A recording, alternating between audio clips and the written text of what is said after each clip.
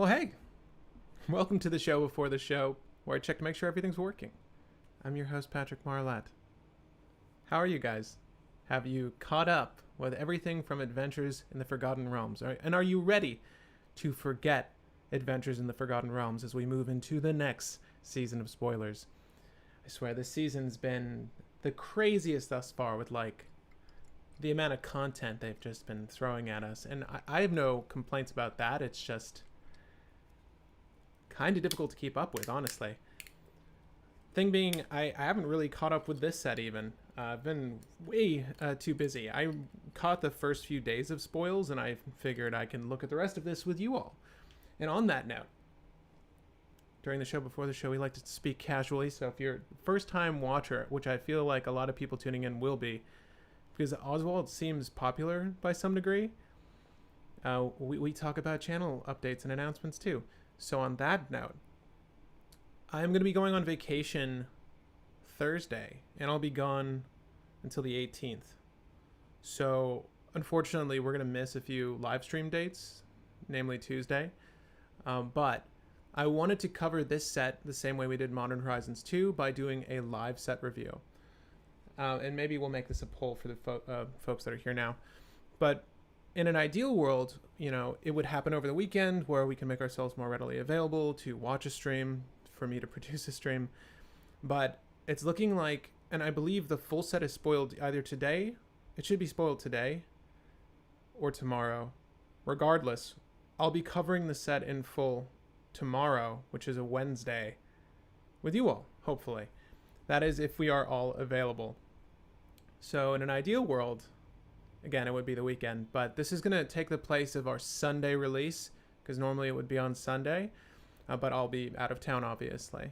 And if you've been following along on the Discord, you'll know that there is a special viewer-based episode coming up, and I won't spoil that for anyone who's tuning in now, but it's in the announcements tab still and over on community events. So if you want to participate in future episodes here on the show, join the Discord if you haven't already.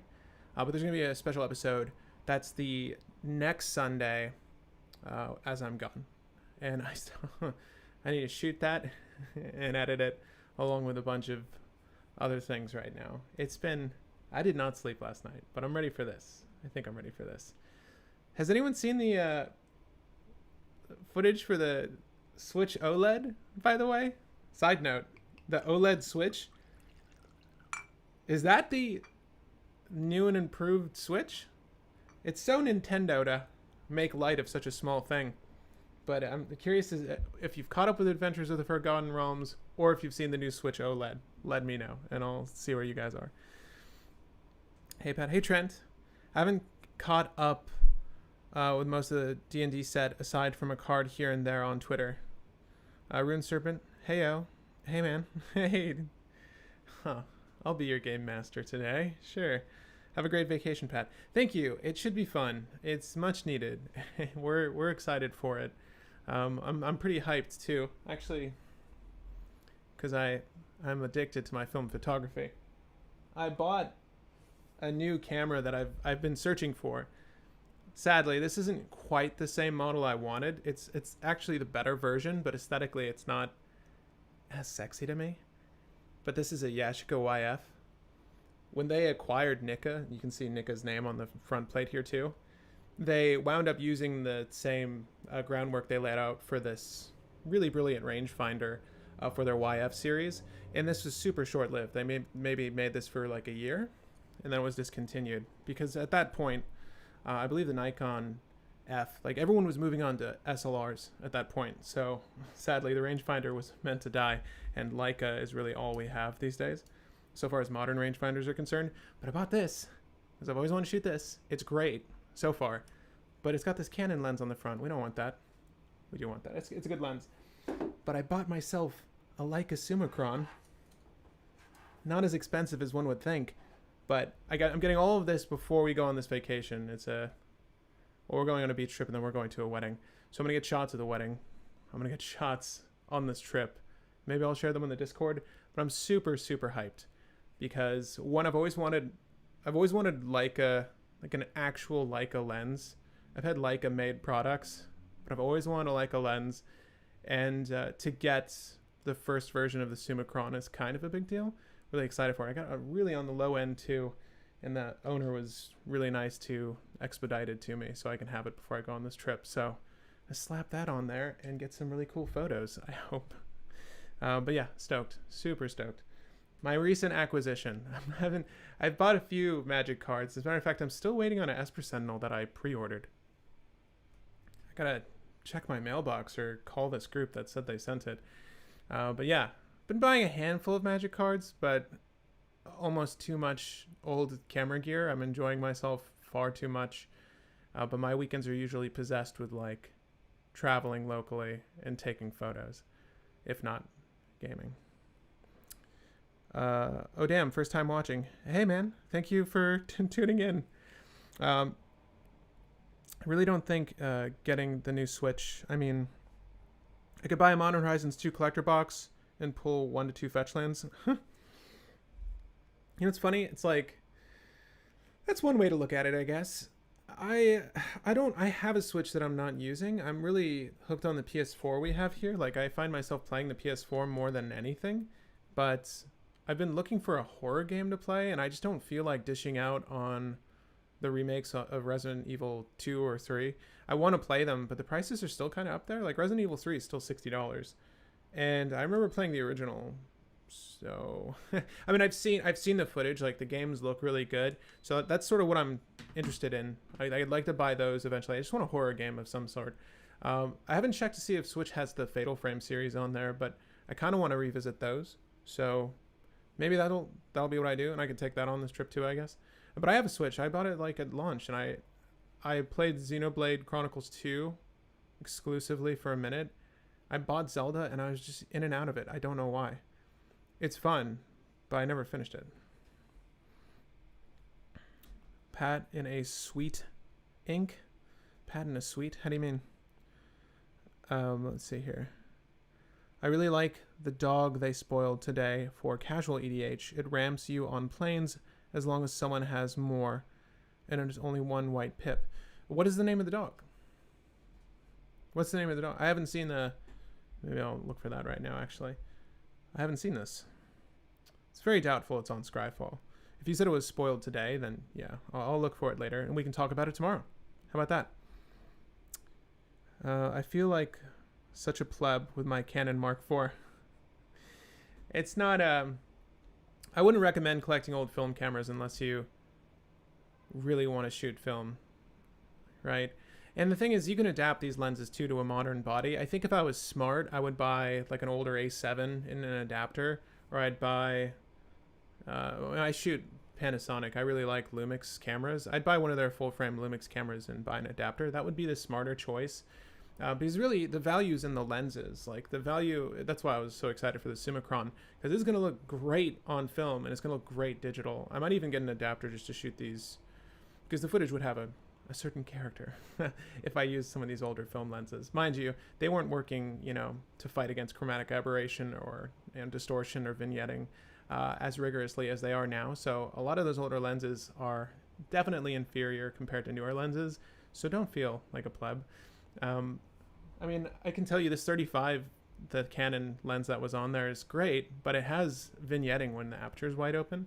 Like a lot of natural vignetting, and I was shooting a lot of black and white with it, so I noticed it heavily. I think that's going to be better for color, which is, I have color film in that camera now, but specifically that Leica I'm getting, I don't know, I just always wanted one. Like you hear about the sharpness of their optics, and this is the first Summicron they've ever made. It's not, apparently it's not like as tack sharp as some newer ones, but it still has that sort of Leica quality, the dreamlike bokeh. If you're into photography at all, maybe this is enjoyable. I'll stop talking about photography.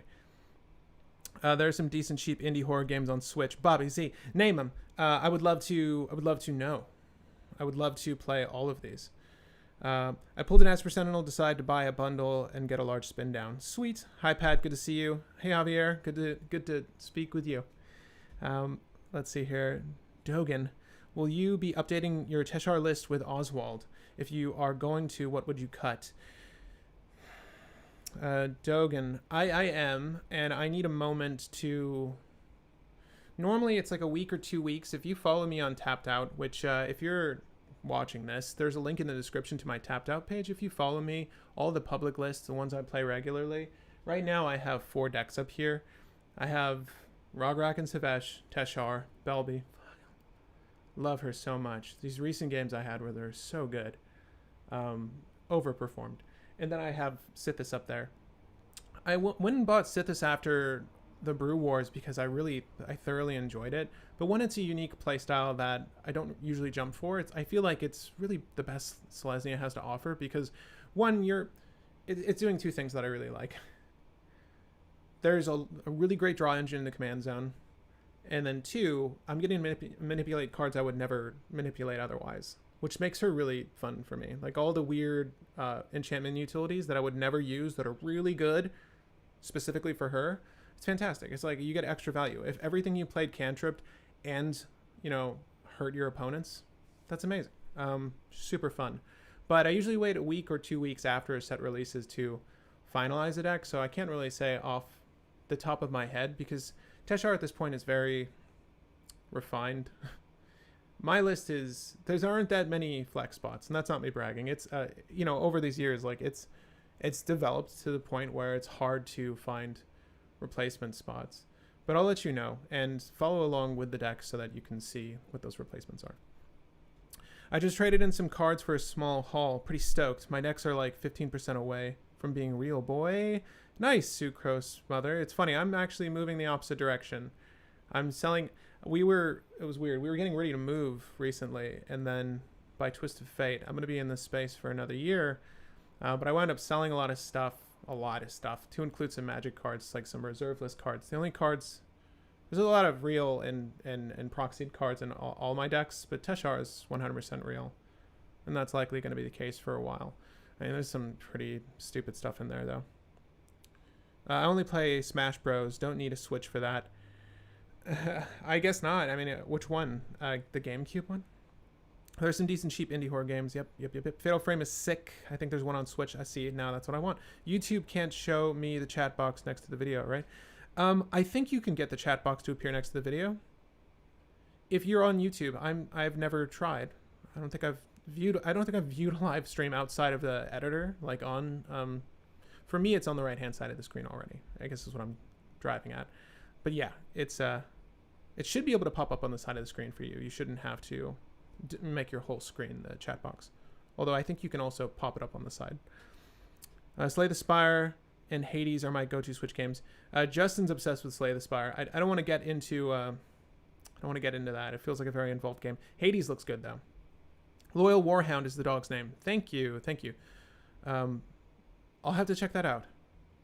Hades is a 10 out of 10. Okay, so I saw a bunch of gameplay for Hades. It looks really good. Is it a game, like, is the story brief and it's more for the replay value? Is that accurate? Or is the story in depth and like I'm going to be involved in the story for 15 to 20 plus hours?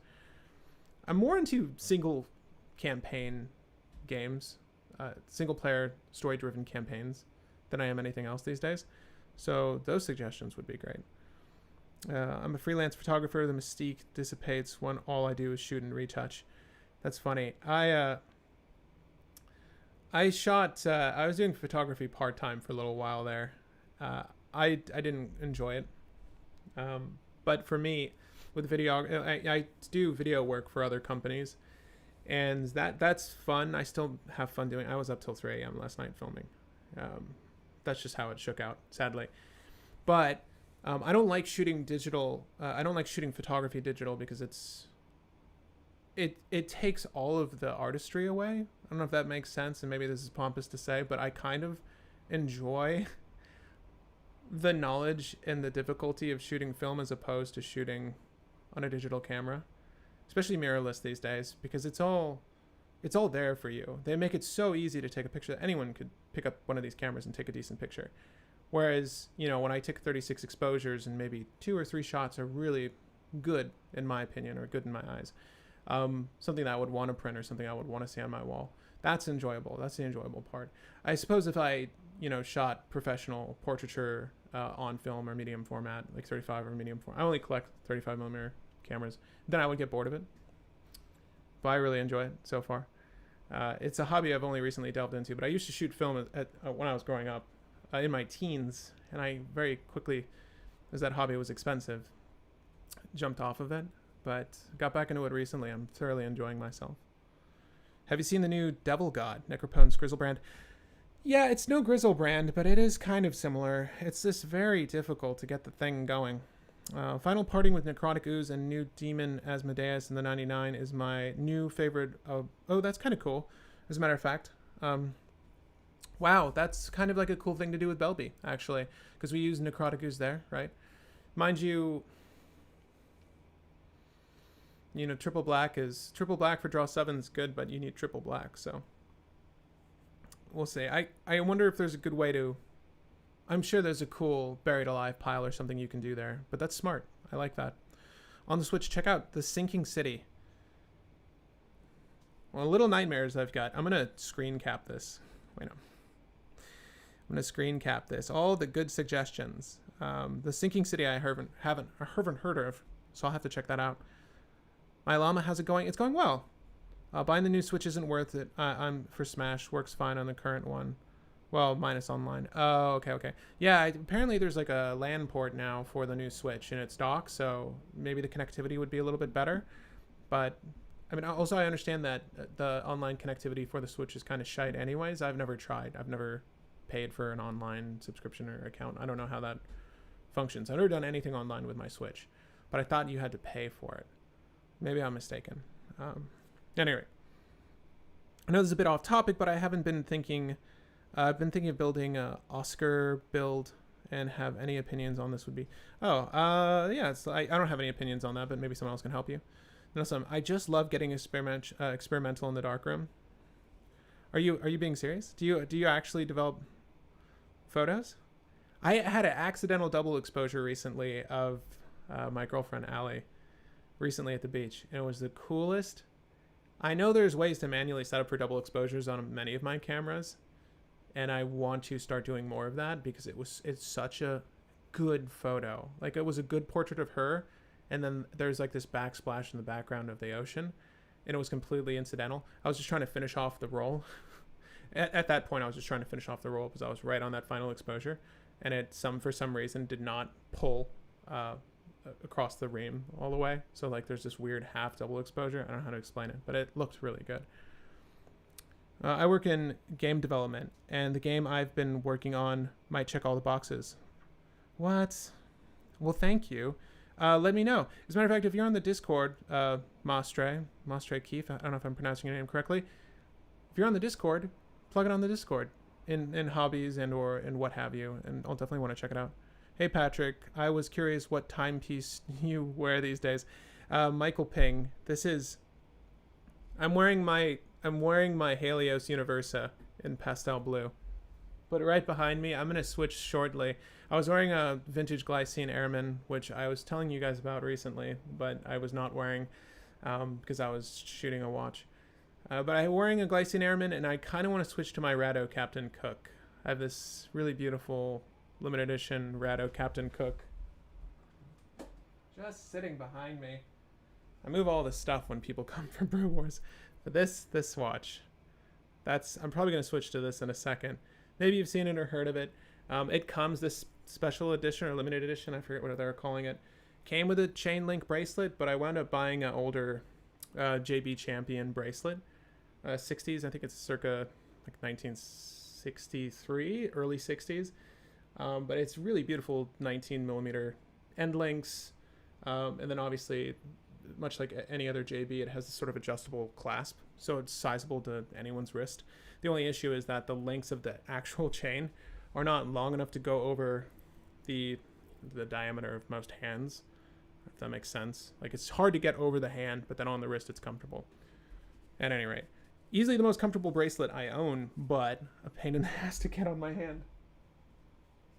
But I'm wearing this Universa for now. I don't know. It's just so easy. It's so comfortable. That's why I'm wearing it. I'm sorry. This is the show before the show is extending quite a while. I'm sure there are people that came for other things, but let me catch up with these last few things, and then we'll move on with life. Pat, I will show you a sneak peek over on Discord of photos I will be exhibiting at a photography festival in Europe. Oh shit! Tell me if my photos are worth a damn. Tell me if my photos are exhibit worthy. Let me know. I just do. You know what's funny? Like I've got this. The thing that spawned this whole interest in film photography again is this Konica I have over here. This like sort of auto shoot insta snap thing.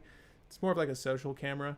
It autofocus. There's no work involved. You just set the ISO value or ASA, and it essentially auto exposes for you. And I think it's using a 38mm lens. A very awkward focal length. But yeah, that sort of sparked my interest in it again. I'm like, well, maybe I should look into buying some of these. And the bodies are cheap. It's just the lenses are expensive.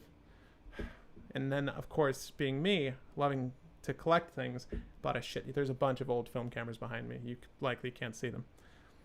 But yes, show me, Fabian. I'd love to see that. I just started watching your content consistently a month ago, and I quick run of it. This is my first entry to cEDH, and I'm super interested. Searchfire, you will be doing Oswald, you're saying? Or this is just the first time you've really delved into cEDH content. That's awesome. Yeah, I mean, it's weird. I feel like, it's like Commander can only get so competitive. Obviously, having the best cards in your deck is one thing. Playing for the best strategies is another thing. But also playing with a group of people that are like-minded and good at the game is the most important element to me. Because games can go sideways, if one player is off their game. Or if one player is just inexperienced with high-level play. So, I think the real trick is to watch some good cEDH gameplay. And I think our gameplay here is okay. It's more for entertainment purposes, in my personal opinion. But get more games in, practice strategies you enjoy playing, and then once everyone's up to snuff, I think you're going to have the best games you've ever had. It's funny. The more I play, and the more convoluted the board states, the more difficult the interactions, the more enjoyable it is for me. I know some people just don't want their spells countered, don't want board wipes, don't want elements of Magic that exist to occur, and I hate that. I really enjoy the difficulty. Maybe that's why we're brewing mono white. And I think on that note, we should continue with the video because we're way over into this one. But let's start this proper. Welcome back to the 99. I'm your host, Patrick Marlette, and this is Cold Brew, where I take you from start to finish on a brand new list. And today we'll be taking a look at a brand new legendary from Adventures into the Forgotten Realms, D&D's very own. I don't know, we're looking at something just a second ago, but we're looking at Oswald Fiddlebender. That's right. But Oswald Fiddlebender is one generic, one white, legendary creature, gnome, artificer, 2/2 body. And he has the special ability, magical tinkering. For one white, tap, sacrifice an artifact. Oh, this already sounds bad, Pat. Why would you do this? Just hold up, okay? Search your library for an artifact card with mana value equal to 1 plus the sacrifice artifact's mana value. Put it onto the battlefield, then shuffle your library. Activate only at sorcery speed. So let's go ahead and just discuss the cons. Oswald is a 2/2, so extremely squishy. Particularly if you play against opponents that utilize numerous wipes, Oswald's likely to get swept. And that's one of the faults I've found playing Teshar for as long as I have. Teshar just dies circumstantially sometimes, and it's kind of a pain in the ass because Teshar is 4 CMC, where Oswald is only 2. So fortunately, there's that. And you don't really want to play to like buff your legendaries. You kind of just want the value from their abilities. And in this instance, the value from this ability is the fact that he's literally a birthing pod, just for artifacts.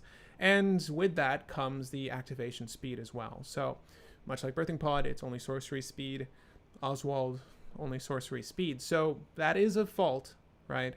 That you can only really combo out or do anything on your turn. And who's to say we're comboing out? The issue here is that it's slow. But the thing is, so is Oswald. At that point, he comes into play summoning sick. And obviously, you can play things like, and we'll likely add them, Lightning Greaves, 1,000-Year Elixir, plenty of stuff to give creatures haste, like haste enabling and mono white. And we'll try to shoot for the ones that are artifact based, so they synergy well with the deck, obviously, with an ability like this. But you can, do things to get Fiddlebender to work multiple times on a turn and potentially combo out.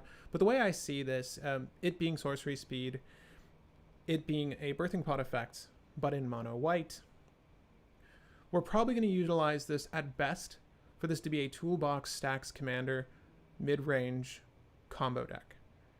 What that combo is, I don't know yet.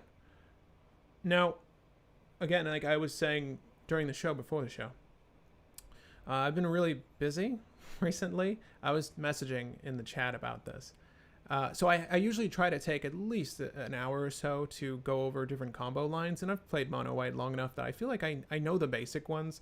And we have Auriok Salvager LED. Obviously, there's the new Heliod Walking Ballista is a combo. Of course, you have Boonweaver Giant and Gift of Immortality. I think there's a different white. There's Kaya's Ghost form that works with Boonweaver Giant as well, but I think there's another white Angelic Renewal. I think so.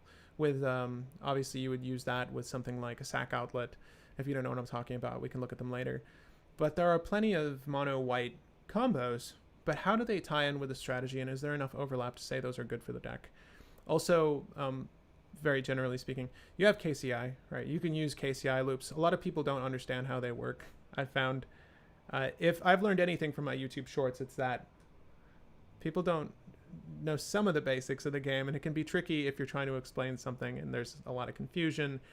But moreover, KCI is kind of hard to learn if you've never done it before, and it's also very convoluted. There's quite a few moving parts, and it's much easier when you're constructing in a format where you can have 3 or 4 of a singular copy of a card as opposed to just singleton, right? So KCI feels a little fragile. We might try to play for KCI, Scrap Trawler, Mer Retriever, any Retriever, and then you can use that coupled with any sort of 1 or 0 CMC draw effect to pull through your list.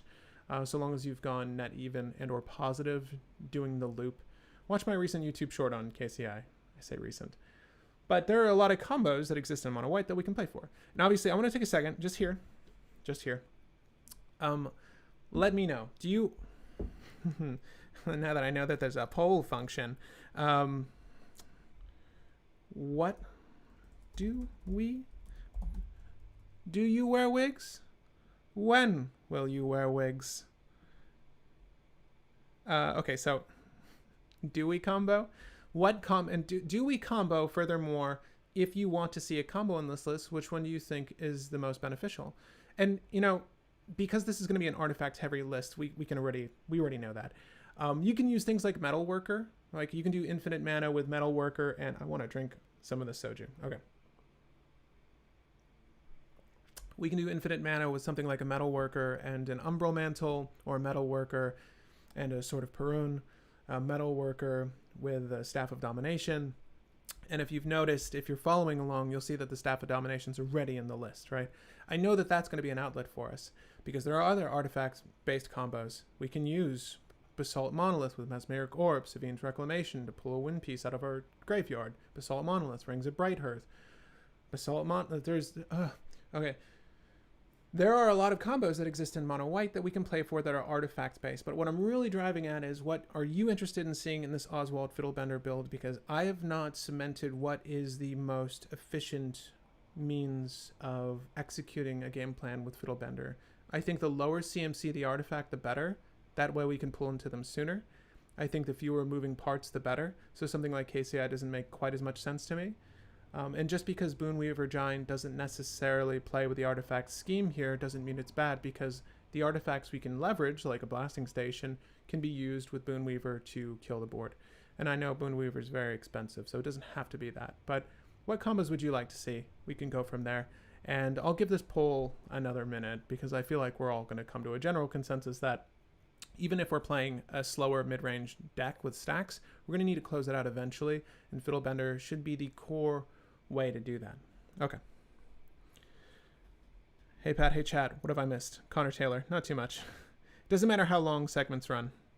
Oh, okay. Hey, happy Tuesday, Brews Day. Yeah, happy Brews Day.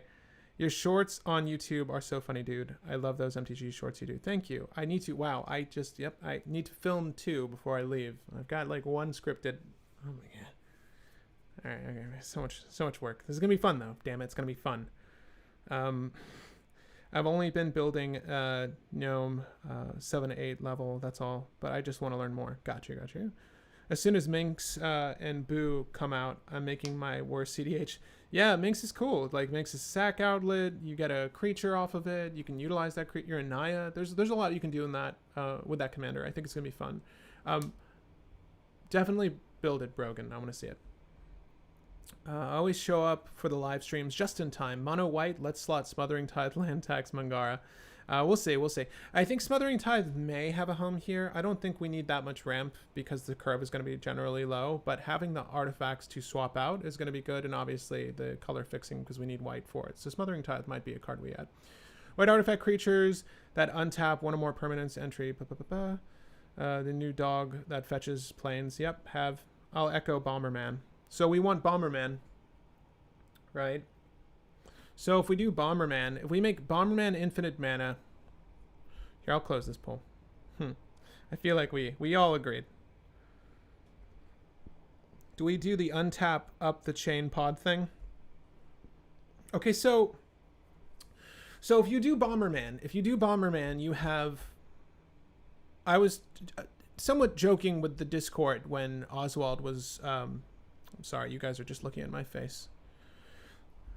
You have Mage Right Stone, right? So yes, you can go up the chain. So if you do Bomberman, this is the tricky bit. I don't know what the 1-drop is, but in an ideal world, you'd be able to do with infinite mana, Fiddlebender into Mage Right Stone, into Puppet Strings. It just depending on how far you're trying to go. I think that if you go from 1 to 2 to 3, then you just get Staff of Domination, right? And I don't know if you guys are looking at my screen or you can see my screen. You can see my screen. But basically, if we did Bomberman and we had infinite mana, you really just need a utility that will... If you have a 1-drop artifact on the field, it could be your Grafdigger's Cage at this point. We're likely using stacks. It could be your Soul Ring at this point, whatever 1-drops you have. Turn it into a Mage Right Stone. If you're looking at the screen now, you should be seeing Mage Right Stone. And then turn that into a Staff of Domination with infinite mana. You can untap Staff of Domination and draw the deck and win the game. Just choose what you want to do at this point, right?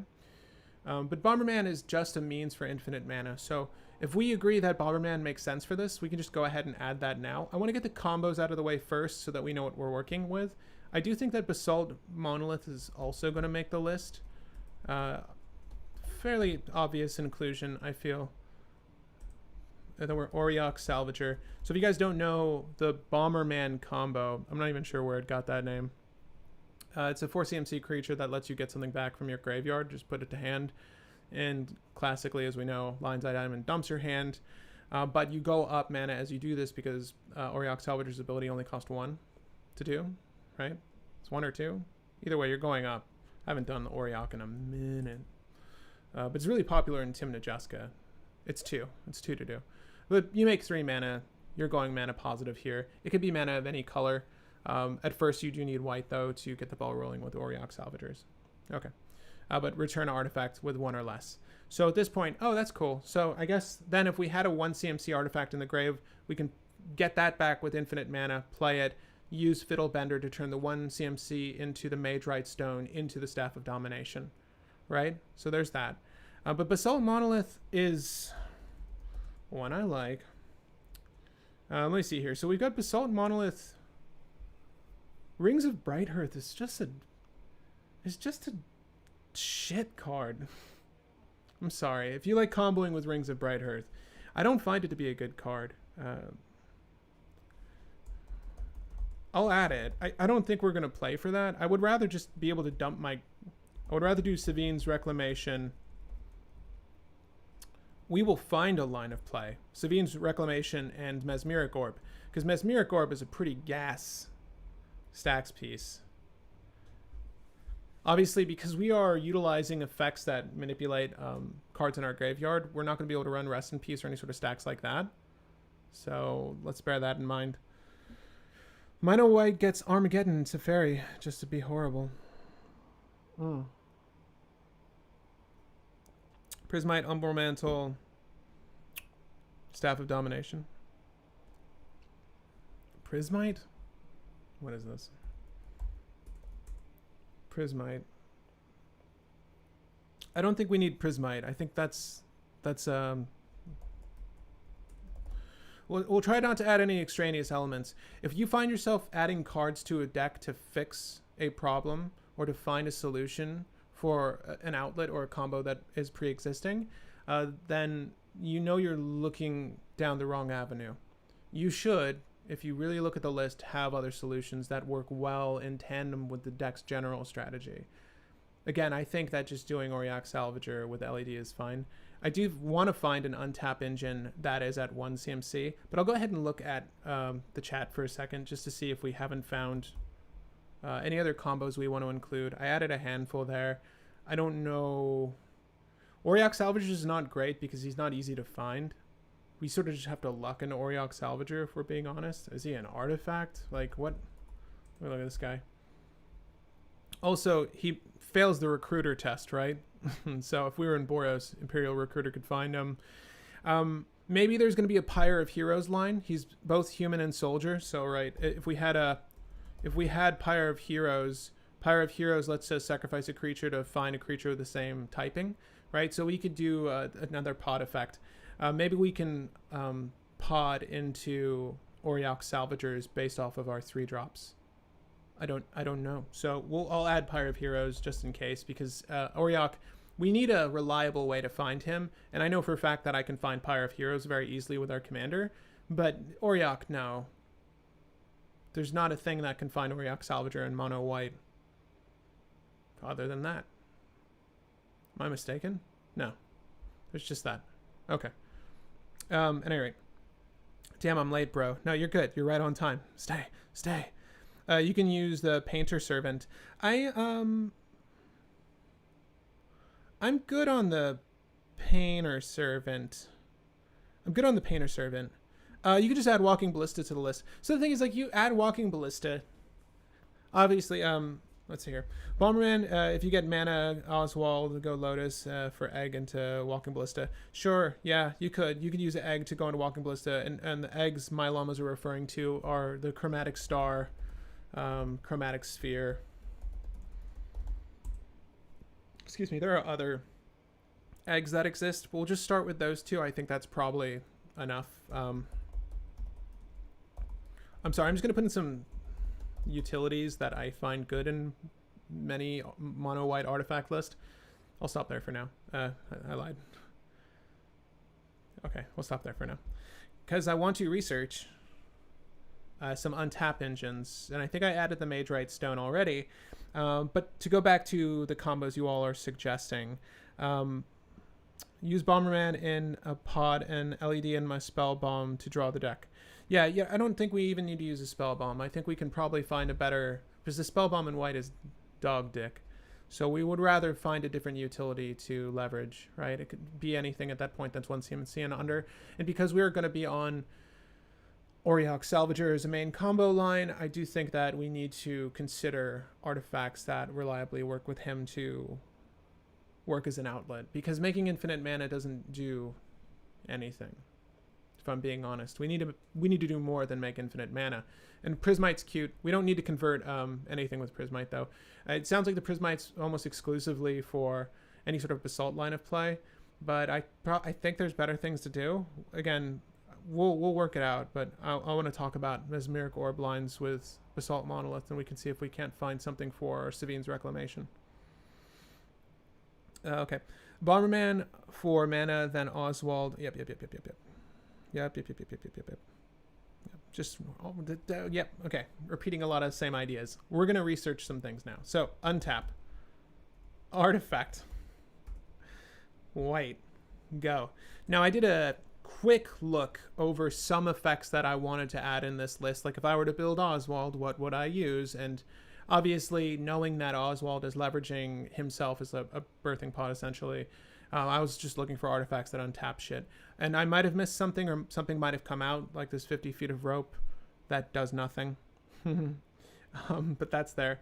Untap another target artifact. So, I mean, mind you, we could, if we had like Voltaic Key and Liquid Metal Torque, right? This could be our 1 CMC. This could be our 1 CMC untap, right? If we made Oswald an artifact, we could untap him. But then you got to ask yourself, is that valuable outside of the singular line of play? Likely not, but you could use Manifold Key and Voltaic Key. If you don't know Voltaic, it's the same thing, but it's untap target artifact. It can untap itself, essentially. We're going to add Mana Vault while I'm looking at it. We're going to add all the fast mana eventually, but I do want to just look at the untapped synergies at first. I do think that not knowing what our artifact base is right now, I can't say that Voltaic Key, Manifold Key are good, but I will put Voltaic Key in at least because it, in all probability, it will be good. Let's see here. Untap target artifact. I'm looking at the Grim Monolith. I add the Grim Monolith. Yeah, it's nice. You get a lot of ramp in this deck. You can do some pretty crazy shit with the way you sequence your spells and use Oswald. You can make a lot of mana. Being able to find anything you want on your list is pretty amazing. I don't think that Grinding Station has a home here. Not that we're trying to mill ourselves. Are we trying to mill ourselves? No, if we were in Boros, we would try to mill ourselves. Imagine if Oswald was Boros. If Oswald was generic and a white, and then one red to tap and do the thing, Oswald would be absurd. Having Underworld Breach with this gimmick would be absurd. Obviously there's a clear reason why they made him mono white. But let's see here. Sword of Karun. I think you mean Perun. The Pyre is key here. If you run Ballista for Bomberman, you can also run Heliod. Yeah, it's like I look at Heliod, I look at this list and it's like, yeah, there's probably an excuse for Heliod walking Ballista, but I'm not going to lie to you, I'm not going to include either of those two yet. I just want to see what potential outlets we have elsewise. Because if the goal is to make infinite mana with Auriok Salvagers, then what else can I use infinite mana for in my deck to win a game? I'm going to see what's there just naturally before I consider adding fucking Heliod walking Ballista. Or just walking Ballista. Heliod would be back up to that, as I'm sure you're trying to relate. But let's see here. Added that sweet Mesmeric Orb. The thing is, I mean, we can technically use Thornbite Staff, right? Whenever a creature's put into a graveyard? Nah. Nope. Okay, so we added Basalt Monolith already. I don't think we use Winter Orb. There are Battered Golem combos, but I'm pretty certain that they're all slow and maybe not in mono white. They're usually in enchantment based. Gotta look into that. Blasting Station's fine. Again, if we had infinite mana, I could just use Blasting Station. You could literally use anything. I'm gonna put Blasting Station on the sideboard for now because I've always wanted to play with Boonweaver Giant. And not to say that this is the deck for Boonweaver Giant, but I've always wanted to play with Boonweaver Giant. So if there's an excuse to bake in a combo with that son of a bitch, you better believe I'm going to do it. Probably no reason to do that, though. Okay. And well, we might have just hit the threshold of useful untap effects. Staff of Domination clearly being good. I mentioned 1,000-Year Elixir off the bat. Yes, we're going to add that. Yes, we'll add 1,000-Year Elixir. And what's interesting about 1,000-Year Elixir is that if we were to play for Krark Clan Ironworks, this is another way to lead into it, right? You can break the 1,000-Year Elixir to get KCI and form a combo that way, but it is requiring a lot of elements to be in play at your favor, working for you, and we are mono white, so let's not pretend we have card draw. I do think that Trini Sphere will be fine. I'm gonna add it. Don't get scared. Don't get scared. I'm gonna add some. Just thinking of the spheres. Gonna add some elements that stop storm. Obviously, if Trini Sphere is hurting us, we can break it. But what's nice about it is that we can shoot for it with any 2CMC rock, right? Fairly obvious. Untap 2 target artifacts to tap. Huh. Tap 2 untapped artifacts you control, untap target artifact. Well, the thing is, we are trying to run this as a stack-centric list, right? So there's going to be a lot of stacks pieces. When we drop the Clock of Omens, we're able to untap anything. I don't think there's anything of value there inherently, but that could be a cool synergy for the deck. Obviously, you don't want to run that many cards that are 4 CMC or more. It's quite a bit. Oh, lastly, I know people have been saying Sword of Prunes. It's kind of shit. But what is good is the Umbral Mantle, which I think other people were saying as well. Let's add the Metalworker. Let's just do this. So we can make infinite generic quite easily, right? Reveal any number of artifact cards in our hands. Metalworker will work with our Staff of Domination, which is the ideal target here. Because with Staff of Domination, infinite mana, and Metalworker, we win the game, right? We just draw our deck. Obviously, you have infinite generic. So what do you do with infinite generic, Pat? We'll figure it out. We'll figure it out. Just give me a second. We'll figure it out. But I think we add Metalworker for sure.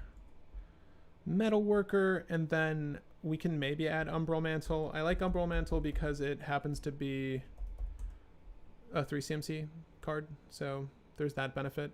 That does mean we need to make at least 7 mana. It's quite a bit. I think Staff of Domination's bar is lower. Wait, Staff of Domination. 1 second. Untap target creature, untap Staff of Domination. Yeah, it needs to be 5 to go positive here. Yeah, we're just going to stick with Staff of Domination. We have so much crossover with various other combo lines that I feel like we can get away with just having the 1 play line there. I feel okay with that. By the way, we never looked at our land base, but trust me, it's okay. We'll look at our lands later. I do have a Damping Sphere. It's not dampening, it's Damping Sphere. Let me see here. But I do have Treasure Vault in the list right now. Not to say that Treasure Vault makes sense, but Treasure Vault is a good way to convert all of that generic mana. Bearing in mind, I'm like, well, maybe we do an infinite generic mana line of play. Then Treasure Vault, which is the new card, lets you pay X and X, tap and sacrifice Treasure Vault to create X treasure tokens. If we have infinite generic, we can use this land essentially to get all of the whatever mana we want, right? So it's not so bad here. Let me catch up with you guys, though. I'm very, very far behind where you are. Urza Saga is in the list. Damping Sphere shuts down Storm also. Damping Sphere is in the list now. We're not storming the same way other people are. So long as we are not doing anything like Cursed Totem, like so long as we're not hurting our own activations, I think we'll be okay. And I do believe we can use Grafdigger's Cage. It should only be creatures. Creature cards and libraries can't enter the battlefield. This does stop Pyre of Heroes, but this could be the one thing we break to get our Mage Right Stone, right? Or we could break this to get the Pyre of Heroes. I'm sorry, because Pyre of Heroes is 2 CMC, correct? Give me 1 second. It's 2 CMC. So Grafdigger's Cage is really good at stopping a lot of other strategies. Players can't cast spells from graveyards or libraries. No, that doesn't affect Auriok Salvagers. No. Okay. We're going to add Grafdigger's Cage. We'll add some stacks elements now. We can discuss which stacks pieces we want, but we want a lot. So Grafdigger's Cage. Let's see where you guys are at. Alter the Brood. I'm okay on Alter the Brood. Rocket Launcher as a generic mana outlet. Sure. Rocket Launcher's cute. If you guys don't know Rocket Launcher, you just when you activate it, it sacrifices itself or it goes away. If you just keep piling on the activations, you can just kill the board with it. It's kind of cool. Pilla-Palla, perhaps. I've never done anything with Pilla-Palla, but I think Metalworker will be enough. Mills you to add colorless mana, and you are speaking of Metalkin isn't its name, it's Millikin. But I think we're probably good on Millikin. I don't think we were trying to self-mill in that way. The only self-mill I do want to include is Mesmeric Orb because it combos with a card in our list. Goblin Cannon is a thing. Cage doesn't affect Command Zone either. Well, players can't cast spells from graveyards or libraries, so no, it doesn't. Give me 1 second. Did they just do new art for this? No, that was Cursed Totem. I don't think there's a Grafdigger's Cage that looks like that yet, sadly. Okay. Okay. I'm going to add fast mana now. I've added Mana Vault. I've added Grim Monolith. Now I'm going to add Chrome Mox. Mox Diamond. Mox Opal. We're going to add Mox Amber here. We're going to add Mox Amber here. It'll be good. I hope it'll be good. I don't know if it'll be good. We'll see. Soul Ring. Mana Crypts.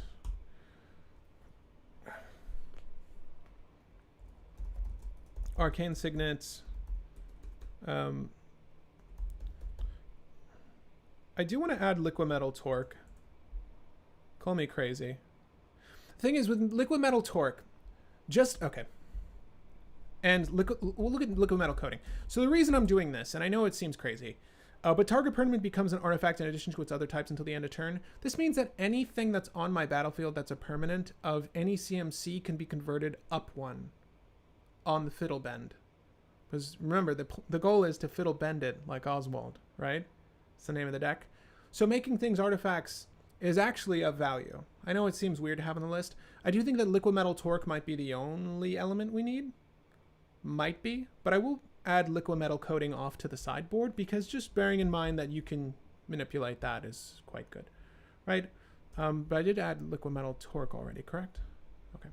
Also, we're at the Clock of Omens because maybe we find a combo line that works with Clock of Omens in this deck and it'll all, come together. Who knows?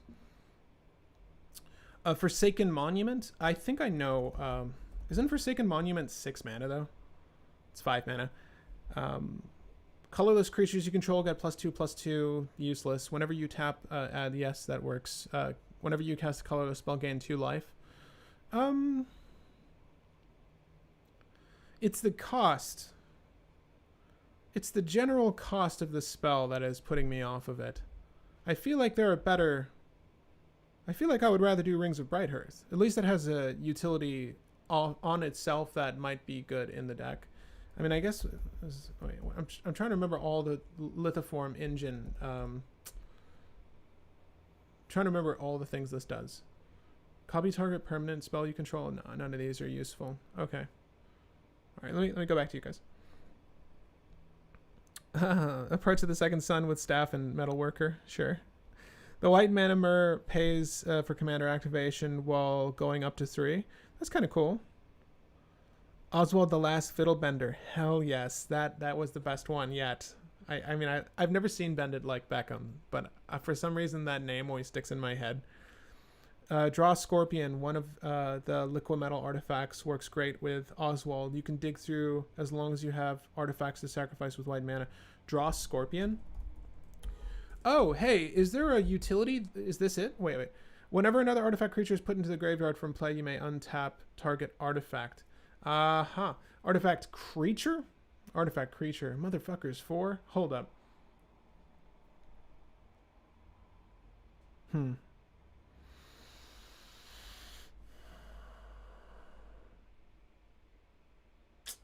do think that Clock of Omens is just a better grab as a general utility. The fact that this has to be an artifact creature kind of pains me. Aethersworn Canonist. But speaking of artifact creatures, we're going to add a Esper Sentinel. Okay. We want to get our stacks pieces out of the way as well as the rest of our ramp pieces. I do think that we've added all the ramp outside of the Jeweled Lotus. We also want the Lotus Petal. I don't know what else. It'll come to me. Why is the Mesmeric Orb in? Because we have Basalt Monolith. Always run Mesmeric Orb. No, that's not true. Mesmeric Orb is just a really good utility. It's not so good if you are fueling a breach and you're not stunting them, right? If you're fueling a breach player and you're not stunting them, then it can be bad. But even still, it's not hugely bad. But Mesmeric Orb can be utilized with anyone. You can get this out very quickly. Use Basalt Monolith to mill your shits. Have the mana sufficient to activate the Sevine's Reclamation, and then the idea would be to bring back something that could help us win the game. Unfortunately, our combo creature, the main one, is 4 CMC. It's just a side strategy I want to work for. If we can play it in the list, then I want to do it. Aethersworn Canoness. Add in Genesis Chamber. It's a full combo. With Gen Chamber, you mean with Draw Scorpion? Maybe. Is Gen Chamber Draw Scorpion something that people are doing? I don't know, guys. I'm not high on this. It's very difficult to get there. Draw Scorpion in the hand is just shit. you casting that, like, well, we'll look at it. I'm not sure it's good enough. Argivian Archaeologist for recursion like Salvager. We should add Argivian. I feel like I know this dude. Wait up. No, a little too expensive for that effect, but it is doing the same thing. Return target artifact card from your graveyard to your hand. Hold up. Wait. Well, this is better with Savine's Reclamation.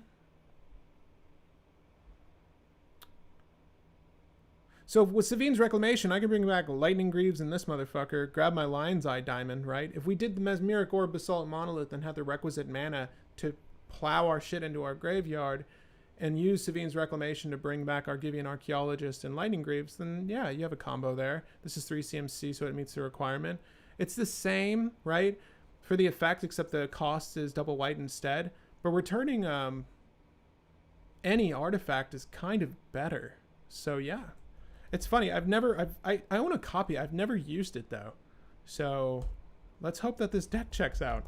I like that quite a bit. Shin Jeremy 333 says, Herald of Anguish, if you're really going this artifact heavy.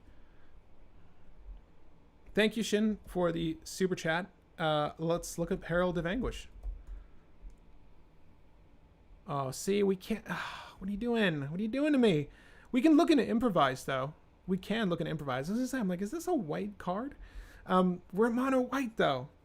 I appreciate the thought. At the beginning of your end step, each opponent discards a card. Wait. We can look into just Improvise for a second. I would like to see what we have that is improvisational. Wouldn't KCI draw Scorpion be kind of sick? Yeah, but they're both 4 CMC things, and Fiddlebender goes one at a time. I don't foresee us doing that quickly, right? Because we want our win to be explosive when we're shooting for it, and we have to shoot for 2 things that are 4 CMC is a bit. It's quite a bit. That's not to say that you shouldn't do that or try it. I don't think I want to shoot for that. Open the vaults. I know it helps opponents, but it can help you most. Unfortunately, there's no good improvisational card. Open the vault. I think we're good. I think Savine's Reclamation's enough. If you guys don't know Savine's Reclamation, like what I'm trying to shoot for is this flashback ability, right? So if we dump this with a Mesmeric Orb line, we need X amount of mana to do the thing, right? So provided we've had all the fast mana relevant to do this, then we need to work out some basic math here, but it's looking like 7 mana. That's quite a bit. But the thing is, it would make infinite mana on the spot, and then you would win the game. So if it's 7 mana, that's still less than Heliod Ballista. I can say that. It's easier to cheat out, and part of the combo relies on a card that generates 3 mana with Mesmeric Orb. This is why I wanted Mesmeric Orb. But yeah, that's not bad. That's not bad. Sorry, you have to tap the Archaeologist, though. Yeah, I think that's one thing that's holding it up. But the thing is, like, again, if you have Lightning Greaves, it doesn't matter, right? You're going to be able to tap him. I don't mind that he's slow, either. Bearing in mind that we do want some recursion. Let's just... Okay. I don't think we want to rely on the Mer Retrievers of the world. I don't think we do. If you're going for some draw Scorpion build, you might, right? But if we're going to do return hand... Let's just do return hand and see what comes up.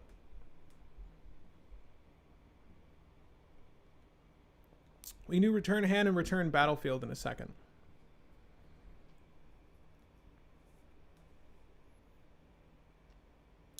Thanks, Shin. I appreciate it. Yeah, no, I agree. It looked like it could have been good. You got my hopes up. Argivian Find. Yeah, we're good. We're good here.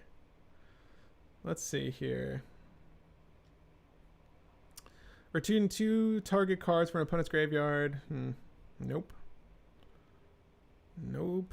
Okay. None of these. None of these. I want like a permanent that allows us to recur cards back to our hand. Right? That functions well in tandem with our guy. And is ideally 3 CMC or under. which doesn't really seem to exist, huh? I do think that we still add Scrap Trawler for value.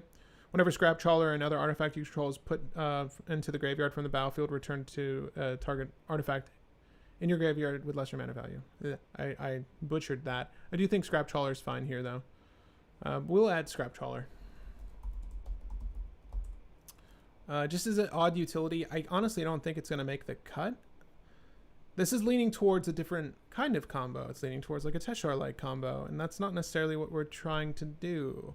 Ancestral Statue. Enters the battlefield, return an on-land permanent you control to its owner's hand. I forget what the combo lines with Ancestral Statue are. You want mana, and then you cast this infinitely, and it's ETBs, LTBs, right? I don't know. There's something there. I don't really care to look for it. We'll run both Auriok Salvagers, though, and the boy. I think that it will make sense. We will try. Cogwork Assembler is 3 mana, gives infinite bodies immediately with infinite mana. Otherwise, card is a little eh. Are you talking about this guy? Hold up. We passed him, if I'm not mistaken. Hold on. No, we didn't. I'm sorry. He duplicates things, I think, is the Cogwork Assembler. If I pass it, we'll look at it. But Mer Retriever is perfect for this. I think Mer Retriever is okay for this. I don't know if we foresee ourselves. So in the ideal situation, like we can add Mer Retriever, because like if I crack a Soul Ring to get the Mer Retriever, and then I kill the Mer Retriever later to get the Soul Ring to help me ramp out, maybe that's something. But just because we're returning artifacts back to our hand, like, are those going to be valuable artifacts? It really depends on what our opening hand is. We get 7 cards. What am I pulling back here that's of super value?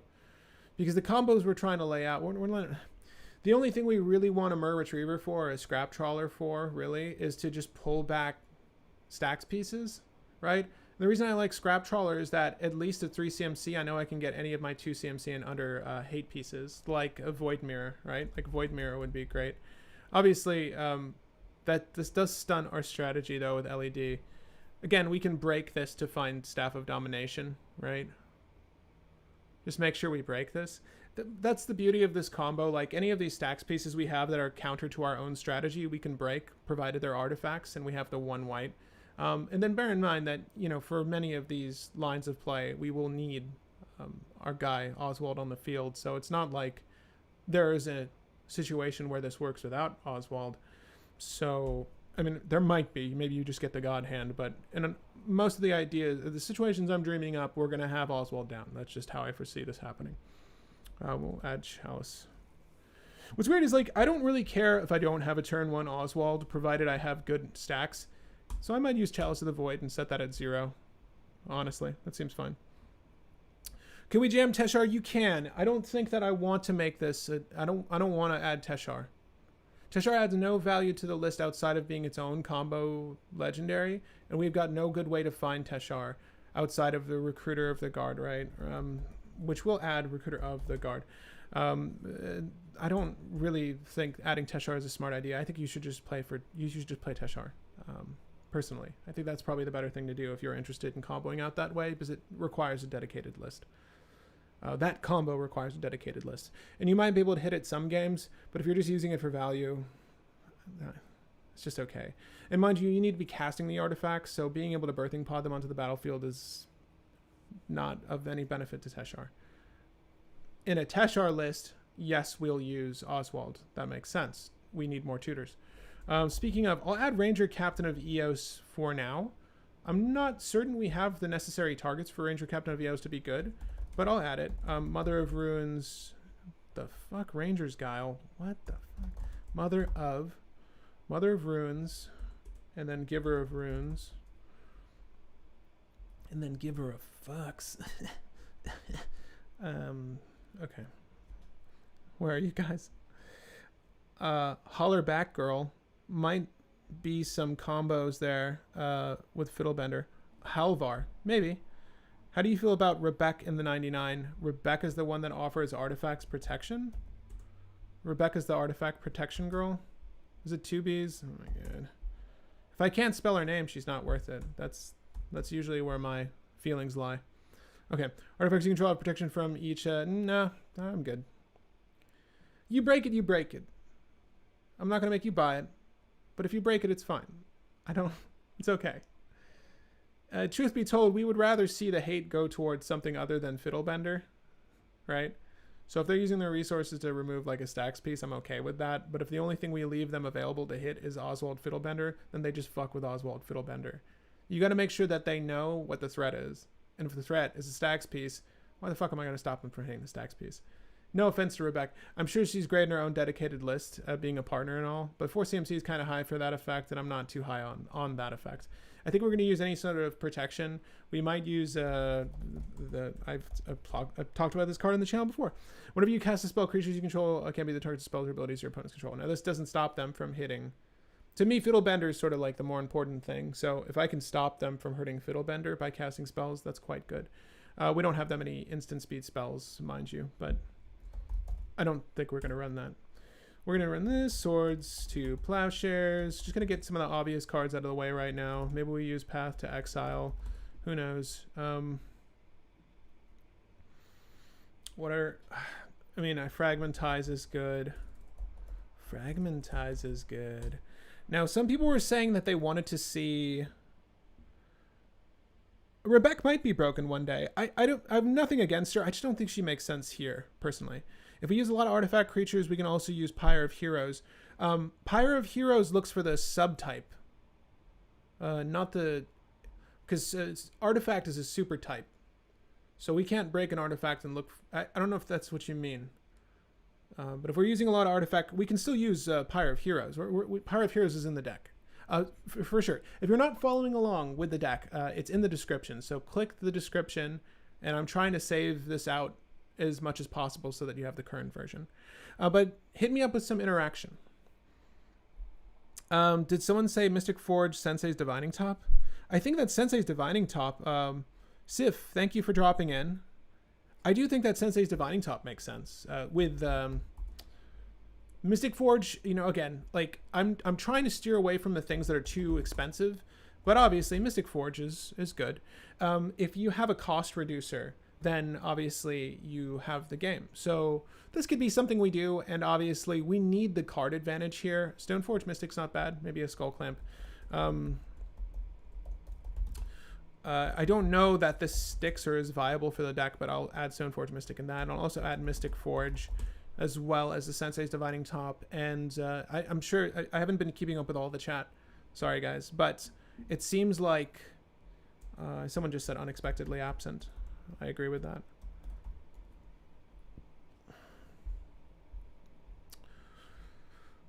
Foundry Inspector, right? Is that the cost reducer? Foundry Inspector, and then we can also do cost less. Let me just look up the cost less really quick. A Semblance Anvil wouldn't be horrible, but we don't really... I don't know if I really want to do that. We're not going to go that hard. Give me 1 second, though. We'll do cost less. I just want to see what is available to us, because maybe there's something new that I've just not cared about because I wasn't looking for it. Nothing new yet. Is there an Isochron Scepter line? We can tack one of our pieces of removal to Isochron Scepter. That's kind of cool. Dispatch here is not bad. Ooh, Blacksmith's skill is really good. I like Blacksmith's skill here. Is that what you were saying? Wait up. Blacksmith's skill is gas. Fucking gas protection. Yes, thank you. Yes. We want that. Liquid Metal Torque is in. Turning anything into, any non-land permanent into an artifact. And Liquid Metal Coating's off to the side for this much the same thing. The thing is, we want the artifacts. We need the artifacts. Being able to turn a land into an artifact wouldn't be bad. Mind you, nothing is going to get us the Lion's Eye Diamond from our library quickly outside of Urza's Saga. I'll add Liquid Metal Coating for now. Oh, fuck it. I'll add, hold up. I'll just add both of these. Wait up. Let me just see if I can't run through a combo line or find something with these two things. I'll just add them for now. Path to Exile's in. Helm of Awakening is tricky because we don't want to give anyone that sort of advantage, but I like where your head's at. Because we can find Foundry Inspector when we want, it feels good. But my qualm is that Foundry is 3 as opposed to something that's 2, like your Helm of Awakening, right?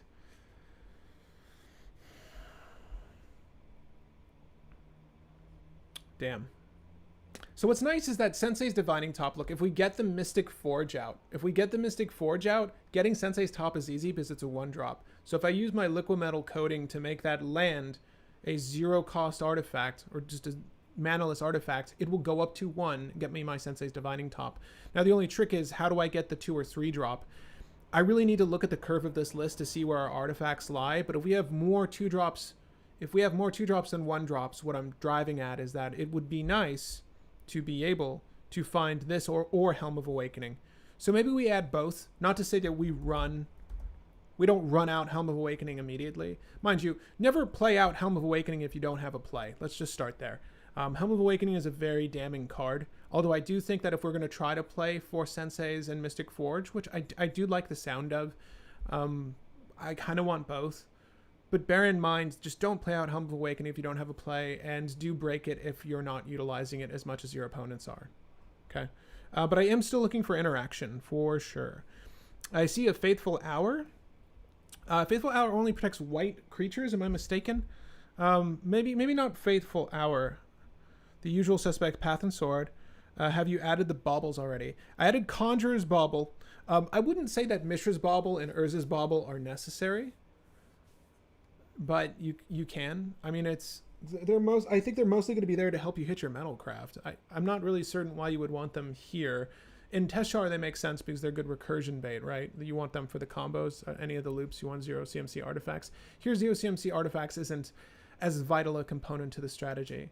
But Conjurer's Bauble is nice because it could go infinite with our guy. It'll go infinite on the spot, draw the deck with Auriok Salvator, right? That's why we want Conjurer's Bauble. Brought Back is Beyonder. Diogo says Brought Back. I like Return to Battlefield. That was the next thing I actually wanted to search. So Return Battlefield. I will add Brought Back for now because in certain scenarios, Brought Back can be really good. It brings back anything back. It can bring back a fetch land, and so on and so forth. But it's also really good for helping us get back.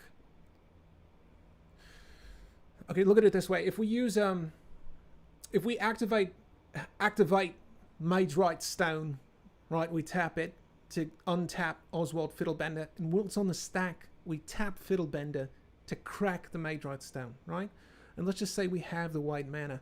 We can double down on a 2 into a 3-drop, is what I'm saying, if you have Brought Back, right? You can convert the Maidrite Stone into a 3-drop using Fiddlebender to turn it into a 3-drop, use our Brought Back to get it back. Brought Back also works with Isochron Scepter. I'm trying to find an excuse for Isochron Scepter. We're not going to have enough instants to put in there. But I don't think it's a bad idea. So I like it, is what I'm saying. I like it. And I think I added it. Yeah, I did. Okay. I'll save this out right now. Okay. This is Angelic Renewal. Angelic Renewal. But this does not work with Boonweaver. Sorry. Never mind. I was trying to remember what that was earlier in this video. If you haven't been following the whole time, I just sound like a crazy person. Or I might even sound like a crazy person just because. But Nim Deathmantle. Do we run Ashnod's Altar in Suchi? Or what the hell are they called? No. I don't want to do that. That's such a... it's such a bad... It's not a good combo. If you guys don't know the Nim Deathmantle recursion loops, they're very difficult to set up. They require multiple parts, 3 cards in particular. I don't like it. I don't like it, so we're not going to do it. Tome of Legends, you said it. Oh, Enlightened Tutor. Someone said the magic word. Someone get this man a prize, or girl. I didn't really read the name. Enlightened Tutor. Any other tutors we're missing? I guess Tithe? Do we need planes? No, but we want, what is it? What is it called? It's the enchantment 1 CMC finds basic lands. God, there's a dude with a land tax. Dude with a bag of money.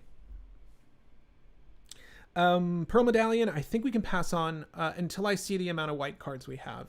I like Tome of Legends a bit. I don't think that Oswald's going to be attacking, so I'm not sure that Tome of Legends is going to be the draw utility that we want. Although we should look into something like... God, is it worth it? What is that stupid... Wait. Name the card that is 2 CMC. It enters the battlefield, leaves the battlefield. Ichor Wellspring. Tell me Ichor Wellspring? Enters the battlefield, put in the graveyard, draw a card. Now, the only reason I kind of like this, and that's very asterisk heavy like, is because we can convert this into a 3-drop, and we've got a lot of valuable 3-drops here, so... But am I ever going to prioritize this off of my 1-drops over anything else? Probably not. Really not. Anyways, we should probably consider some more stacks pieces. So, because we're not going to be casting too much... Trying to think. What sucks is because we're trying to go for so many infinite playlines here that we're hampering the amount of stacks that we can effectively use, right? We need to consider some stacks elements though, and or removal. I don't think that someone was mentioning earlier, like the Ravages of War, Armageddon kind of effects to destroy all lands. I don't hate this idea. But I'm not certain that we're going to get there in mono white to where we're really at an advantage over our opponents. And if they take out Fiddlebender while this occurs, you know, as I would probably do to that opponent, then we're really SOL unless we had all of the fast mana to make our dreams come true. So it could be tricky. Otter TV says, hi, what's the win con? I'm going to suggest you look over the list. Don't show up late next time. Watch it from the fucking start. Or watch it whenever. But go back just to not repeat the same thing we've been talking about the whole time. Ring, Staff of Domination, Monolith with Goblin Cannon. I feel like that's been regurgitated once this stream. It's fine. We can add Rings of Bright Hearth. I haven't yet. Only because it's a combo card, but it's such a shit one. Is Sanctum Prelate a good card? It's fine. To answer your question, it's fine. I don't like Goblin Cannon. I'm sure we can find a solution that's not a card that's useless outside of Infinite Mana Outlet. Because Goblin Cannon is useless outside of Infinite Mana. Facts. Fight me. Ichor Wellspring would be a good addition too. Yeah, well, we were just talking about that. I think it's okay. Cloud Key over Foundry Inspector, you say. Now, the reason I like Foundry Inspector over Cloud Key is the simple fact that this can convert itself into a construct with our Pyre of Heroes, right? I don't think we have any 4CMC constructs, but when and whenever, you know, if we ever did, this is a creature that we can utilize for that, right? Bearing in mind, we might also have other utilities for creatures. Creatures do more than most other objects in this game. I think that we can probably go for Cloudstone Key if we want, though, right? Potentially. But give me a second to figure that out. I think it being a body is going to be more useful than you think. Generous Gift. I do think that Generous Gift is okay. I think Rebuff the Wicked is not as good as just a piece of protection. If you guys read Rebuff the Wicked. Counter target spell that targets a permanent you control. Well, that's nice. But you can also just offer your things protection or ephemerate or anything really. Like it depends on what you're worried about getting hit. Right, like Blacksmith's Skill is a better card in my opinion, or cards like Blacksmith's Skill, because this is target permanent gains hexproof and indestructible. So not only can't they target it anymore in the spell whiffs, it's indestructible, and if it's an artifact creature, it gets +2/+2. And there's effect on effect on effect piled on top of this thing that targets a permanent. So I think I would rather have a utility like this as opposed to like that. Like Faith's Shield would also be decent. Rebuff the Wicked is iffy. I kind of want more versatile counters. I was going to look up Illumination. I've joked about that card. You've seen it on the channel before, but I'm not quite certain it's good here. Do you have Sword of Fire and Ice? I own a copy. I don't have it in the list, but I own a copy. I'm not really sure we're swinging with much. Welding Jars in. Your Australian accent is an accent. Oh, thank you. It wasn't Australian. No, I don't know what it was. Do we have Scroll? Oh my god, I'm really far behind you guys. I'm just going to scoot up to the beginning here. Illusionist Bracers. So we're suggesting Illusionist Bracers for... Hold on. Whenever an ability of equipped creature is activated, if it is an mana ability, copy their ability, you may choose new cards for the copy. Alright, very expensive to equip. Obviously, Fiddlebending for 2. Fiddlebend for 2. Hold on. Wait. Whoa. Rings of Bright Hearth Basalt Monolith, you sneaky bastard. Well, the thing is, we need to crack the Illusionist Bracers, right? I'm thinking that we crack the Illusionist Bracers, but they would be sacrificed, so they wouldn't recognize the effect going on the stack, so it would have to be something else. That's 5 mana. Man, that's a lot. I don't know. We'll add it for now. I feel like that's going to be cut. We're talking about using that with... we're talking about using this clearly with Illusionist. Come on. I feel like that's going to be cut. Lodestone Golem and God Pharaoh's statue. A little expensive for my taste. You know, when you have infinite mana, Codex Shredder's not bad, though. We're trying to... what do I think about Dispatch? Dispatch is fine. Dispatch is in the list. Was Endless Horizons the card you were trying to remember? No, it was Land Tax. It was Land Tax. I added it a second ago. I do want to add stacks now. No, the only thing I've added was a Trini Sphere, a Damping Sphere.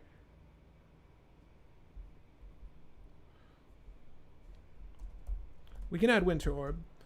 Because we only need the 1 planes, right? We can add Winter Orb. We can add Static Orb. We can add Tangle Wire. I want this to be a complete toolbox, right? Did I add Void Mirror? Yes, I did. I want to be able to pull the utility I need in the instance I need it. I'm sure that makes total sense, right? But because we have such mana, I was going to say Dismantling Wave is a piece of removal. I don't mind it because we do have a lot of mana. We can generate a lot of mana on turn. But I do want to be able to pull useful utilities on the fly.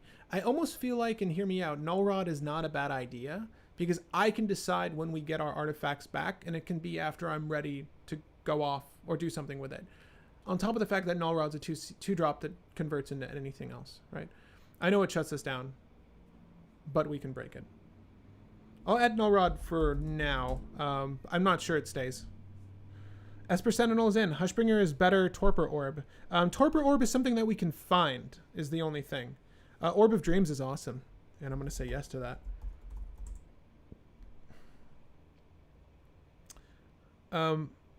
I'll say that we can use Torpor Orb. My qualm with Torpor Orb is we have Recruiter of the Guard, Ranger Captain of Eos, Stoneforge Mystic. And Stoneforge Mystic is there for the one thing. The Illusionist Bracers, and someone said sort of Fire and Ice Otter TV. We can add it. We have Lightning Greaves in the list too. I'm not sure that sort of Fire and Ice is going to be heavily prioritized. However, I must say we need draw. We need draw quite hard. So hit me up with your draw solutions. I don't know. I don't know what to do anymore. That's where I'm stuck. Oh, Portable Hole, yes! Oh, I totally forgot this card was just printed. It's not even printed. Totally forgot this card existed. Thank you. Any other good artifacts? I just want to see what we have. Because it's been a while since I've just covered artifacts, just looked at artifacts. I know there's a lot. I'm only going to go up to maybe 2 CMC while we chill here. Wasn't sure Otter, but a sack outlet, anything is possible. Meekstone prevents us from untapping Oswald, though, right? Because Oswald's a 2/2. Meekstone says 1 or less. We'll see it when we get there. But yeah, I think that Meekstone is 1 or less. Oswald's a 2/2, though, so we should be fine. We can use Jeweled Amulet. Not that we need a 3 CMC play. Is there a haste enabler or a good haste enabling outside of Lightning Greaves we want to utilize? I don't think so.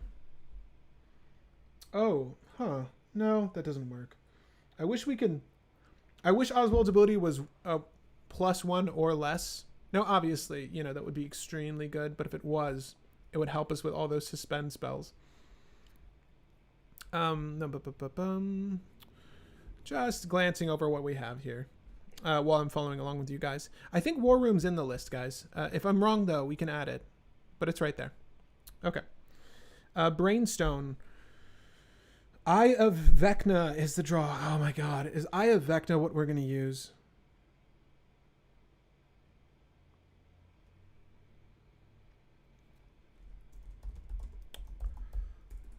Yeah.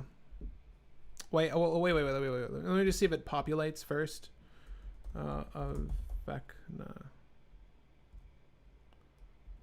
I think this is how you spell it, though. We will incorporate Eye of Vecna. Glass Casket. Scroll Rack is not good unless you have the hand for it. Meekstone says 3 or less. Gentoo Stakes is 1 or less.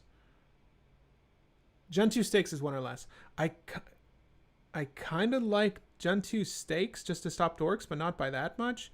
Is there a CMC that lets us instantly win? Just tuned in. I know everyone's trying to find that magical formula to like pull into an auto win, but I don't think it quite exists. I'm literally just looking over utilities right now for the sake of seeing what we have at our disposal. And this is only because, you know, I haven't done... I usually do this whenever I build a list, whether I know of the cards I want to play with or not. I generally just look over broad ranges of cards just to give myself an idea of what's out there, because there's certain things that I just forget of, and it's nice to have the utility at hand. I really like Glasses of Urza here. Actually really like Glasses of Urza here. Just that knowledge is so potent. Might add that. Endless Atlas is probably better than Eye of Vecna, to be honest. Endless Atlas is... You need this... I've played Endless Atlas in budget lists, and it's just never gone off because I've never hit the land count. Like, there's shit that... It's just... Endless Atlas never pulls its weight, in my experience. And so I'm personally biased against it, but you may certainly use it if you like. I hate to think that Endless Atlas is the only way that a cEDH mono-white list can draw. So I'm determined to make that not so. I'm determined to make that not so. You know what's sad? Ichor Wellspring's gonna go in the deck, because holy shit. I know it's not, you know, it's not every single turn, but we'll get to use it once and then another time to pull into the 3-drop, and I'm fine with that. Okay. Mohammed says, hi, Patrick. Well, hello, Mohammed. Commander's Plate? Commander's Plate is costly. I like the protection. But I'm not certain it's the kind of utility we want. But maybe it's the utility we need. And I'm a damn fool for not grabbing it. I kind of like things like Scrabbling Claws because we can use them once we have infinite mana to draw the deck, but it's not totally essential. We have a Skull Clamp in the deck, and don't ask me why. I'm not really sure it's going to do anything for us, but I'm hopeful, you know. Let's just see. Terrarian's another egg. I don't think we want Terrarian, though. Let's just see where we're at. We'll skip that validation. Let's see if we're near 100 cards. Are we on Supply Bag, then? Mangara Alms Collector. Mangara Alms Collector. So let me look at the Servo schematics, because I don't know what that is. I know what it is, I just don't know what it does anymore. Nah, we're good on Servo schematics. Sorry to shut that one down. I think we're good on Servo schematics, though. Okay, we're at the 2-drops. We're at the 2-drops. Oh, you know what would be nice? A Mind Stone would be nice. Not that we have anything that's helping us with our top deck outside of the Sensei's Divining Top, but Mind Stone's just good for the draw when we need it. It's also just another 2 CMC rock that can be converted really well. We'll add the Mind Stone for now. Again, we do need to cut some cards, but I just want to find a few more utilities before we really not close this one out, but figure out what we're doing with the deck. Leonin Abolisher? Is this like a mini Rebek? I don't think it might be... A Leonin Arbiter is a thing. I don't think that's what you mean, though. Leonin Arbiter is the guy that makes it so it's difficult to search the library. Would you like to search the library? Are there any good... Man. What is the name of that? It's Porcelain Knight. I'm just thinking of like cheap artifacts to get down that are somewhat valuable. Obviously, Porcelain Knight's not good in a cEDH setting, but it's fine. I don't mind the, like the Muramoon vessels of the world. Like, I don't mind that conceptually. I think it's nice that they can ramp us out as we're converting them. It's actually kind of cool. I'm not to say that that's something we want to shoot for or do, but it is not a bad idea. Target permanent what? Wait. Becomes the color of your choice until the end of turn. Yeah, I'm good on Distorting Lens, although it was a nice trip. Memory Jar is a little expensive for this list. I don't mind it, though. I did just sell my copies of Memory Jar, though, so I'm kind of SOL on ever playing that card until I get another copy. Eye of Vecna. This is the one we're using. Draws card, lose life. No one's going to swing at us. We're good. I like Eye of Vecna. It's sad that I like Eye of Vecna, but it's all we got.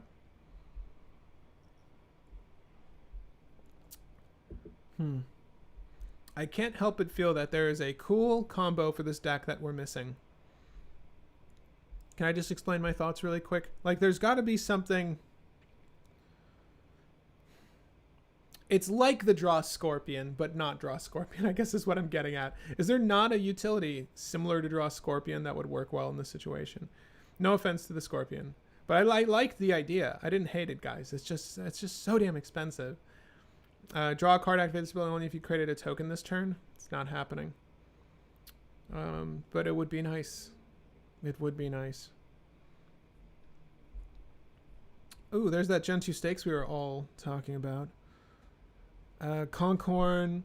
Same, I also build decks that... I basically search Commander on... Yep, don't mind if I do. Third time. I meant Grand Abolisher. We're good on Grand Abolisher. Ornithopter of Paradise. Ornithopter of Paradise as a ramp utility. Ornithopter of Paradise. How do you guys feel about Ornithopter of Paradise? It's 2 CMC and it's taps for 1 mana of any color. I'm okay on it. I'm not sure I want to add it to the list per se. I feel like I would rather my 2 CMC rocks come into play and tap for mana on the spot. But that's just me, you know? That doesn't have to be you. Mock Cannon. Nice. I think we're coming to the end of the line here, so far as useful utilities are concerned. There's that Ornithopter, though. Alright. Ooh, Phyrexian Revoker's not bad to have on the fly. Just to shut down... Just shut down any sort of ability we see someone's trying to shoot for. That's very meta-dependent, like if you know that someone's going to go for something, but I like Phyrexian Revoker. I'm going to put it on the board, and we might even like sideline it, but I kind of like it for the deck.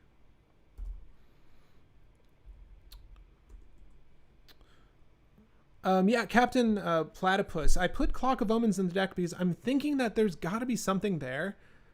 Like, I'm hopeful that we can find some chain or line of play, and we've got a couple of minutes, obviously, while we're here to figure that out. I'm going to stop this line of search in a second so we can get to actually working out the construction of the deck, but I'm not upset with where it's at. We could add effects like Sphere of Resistance. Now, the thing is, because it's so easy to play out Fiddlebender, the number of stacks we need can technically be reduced because we're able to search out any stacks element on demand pending a board state, right? So provided we know what we're going up against, we'll go for the list that clearly has the best odds of concluding a game quickly and then aim for that stacks piece, correct? So I like how this deck can be utilized, and I'm really excited to see it played out. It's something I would definitely want to play on the channel if I got it up to snuff. But I think that's kind of where we're at. I think we're done here. Excuse me. Enters the battlefield, you search your library up to 2 basic planes. Yeah, don't want that, don't want that. Ooh, that's cool. Just the art is cool. Yeah, we're good here. We're good here. There's a Cathodian, though. Everyone loves a Cathodian, right? Okay. What about Karn? Yeah, we can run Karn. Maybe. I'm good on Karn, though. Golden Egg, Ratchet Bomb, Shimmermer, Orrery. Sorcerer's Spyglass. Jeet. Oh, God. Okay, so many good suggestions. We're going to stop here, though. We're going to stop right where we're at. Now, let's look at all the combos that exist in the deck as it stands. This is inaccurate. Wait, there's definitely more cards in the deck. Wait. There's not 99 cards. There's Foundry Inspector. Oh my god. Look at you guys making me misspell words. Okay, so Foundry Inspector. Inspector. Hold on. No. What were the other ones that were messed up? Foundry Inspector. Oh my god, this is going to take me all day. Mindstone. Mindstone's 2 words apparently. There was another one. Oh my god. Okay, let's look at it really quickly. Angel's Grace. Maybe that's something you could do. Tangle Wires, 2 words apparently. And Grafdigger's Cafe. Yes. You want to go to the Grafdigger's Cafe? Yo, that would be such a good name for a cafe. You can take it. Take it, run with it, do with it what you will, guys. If you want to open up a Grafdigger's Cafe, please be my guest. Just invite me when it's successful, okay? Grafdigger's Cage. And oh my god, what was the other one? Wait, I was just looking at it and I just got hooked on the Grafdigger's Cafe. Tangle Wire. Tangle Wire. Tangle Wire. Warriors. Okay. Skip that validation. Dermo Taxi for the new edition. I would totally drink a coffee at Grafdigger's Cafe. Likewise. What would they call it? Like, I feel like they would have cheeky names for, like, the dark blend is the dredge, and like, what else could you do? You could theme it up pretty hard. I feel like that would be very successful. So the only card in here that's not being marked is the Treasure Vault. Okay, so we technically have one more card than this is showing to us. So let's take into account what we have and then go from there. So we have 104 cards. We need to cut 4 cards, and then we can test this guy out. I will be spending a little bit more time on this because I do think that this... Oh, we only need to cut 3 cards. Let me see if there's any more duplicates here. Wait up. We only need to cut 3 cards, though. That's really good. We just made the perfect deck. First try. Have you thought about building a deck with love? This one, just right here. Love is not really competitive. Yeah, it's true. Love can be competitive. Have you seen the Valentine's Day Heliod? That love's competitive. All right. These are all fine. I mean, do we need this much creature removal? Are we the guy removing all the creatures? I guess so. Are there any good free spells in white? No. Other than Patrician Scorn. Oh my god, Patrician Scorn. Oh my god, Patrician Scorn. We are on just land tax. So yes, Patrician Scorn. I'm sorry. That just hit me. How good this card is here. Okay. Whew. Normally there aren't free spells, though, that are viable. But here, yes. I like it. Okay. When you pay, you get Yawgmoth's bill. Yes. Use the name for an LGS and coffee shop in one. Sicktastic, yes. Actually, one of my dream goals in life, I grew up around comic book stores and game stores as a kid. And I would go like every week.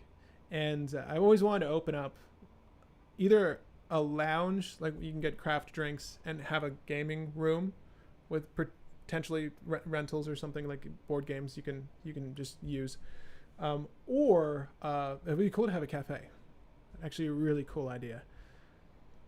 Okay, so we do need to cut 4 cards now. Okay. So instants are good. Sorceries are good. Lands are good. We have 28 lands technically, so don't get tripped up looking at that. 1 enchantment's good.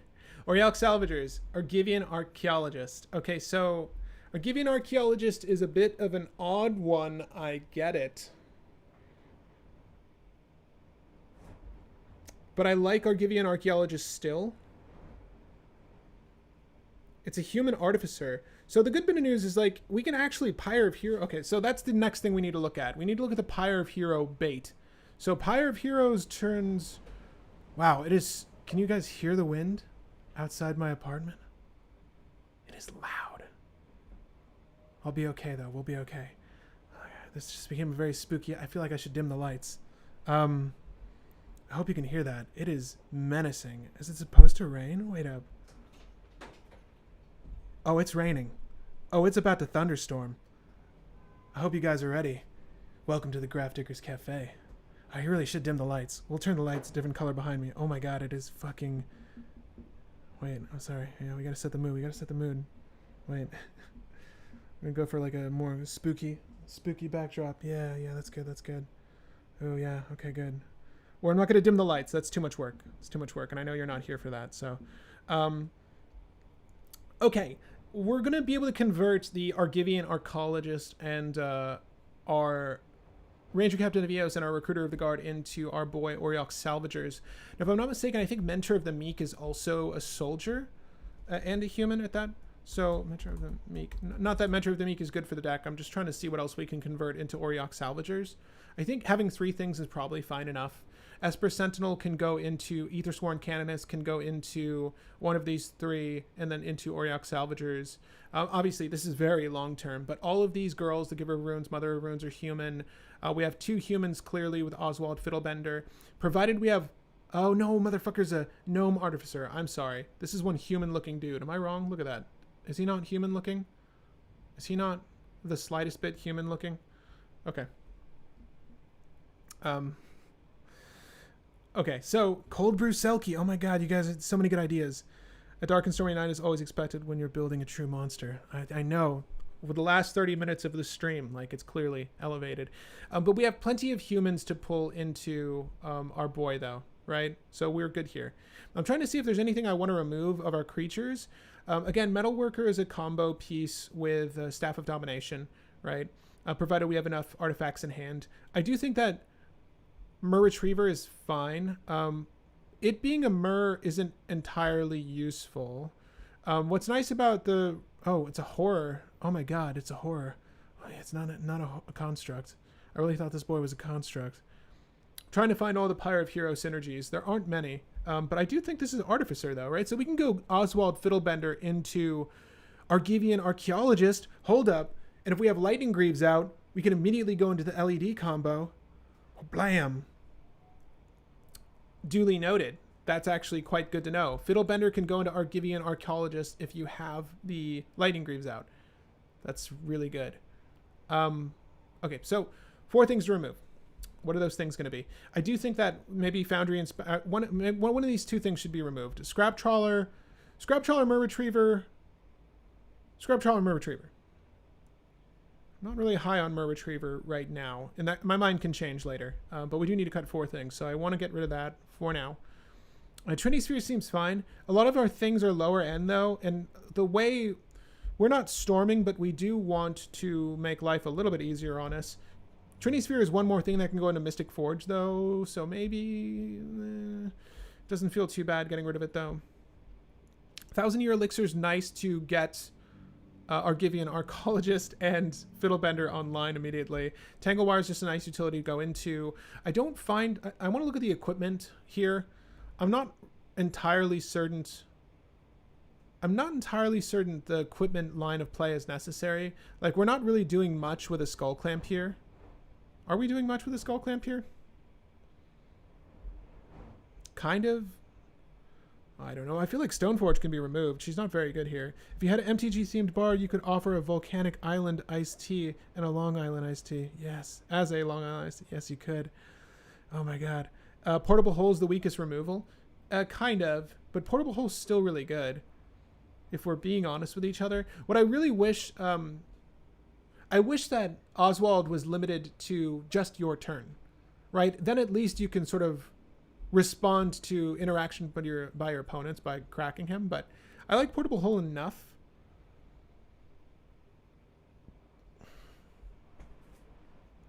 It's a 1-2.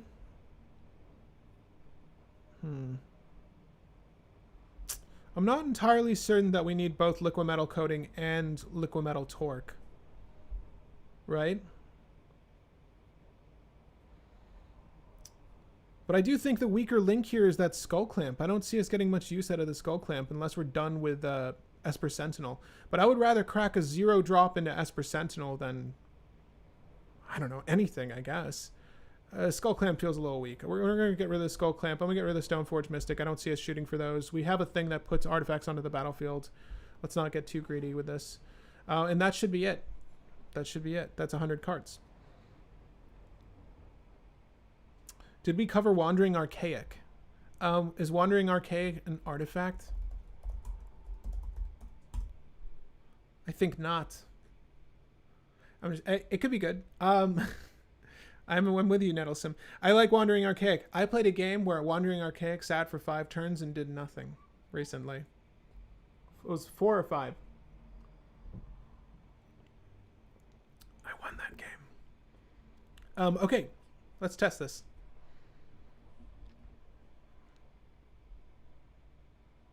It is great for other decks. It just doesn't feel good here, right? Okay, so long as we're on the same page with that.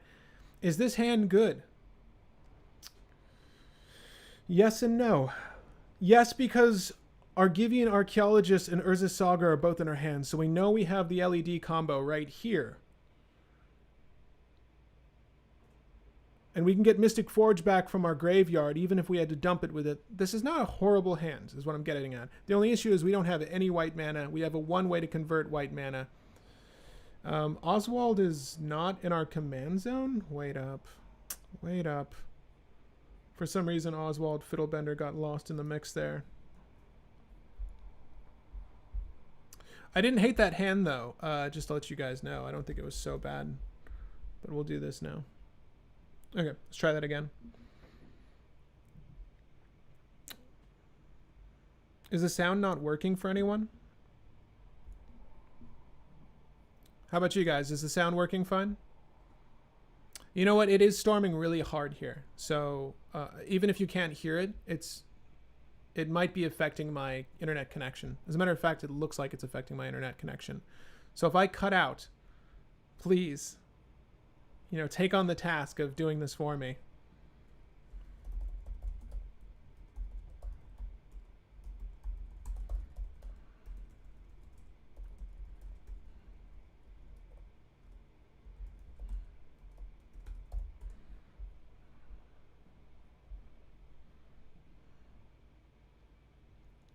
Okay, let's try that again.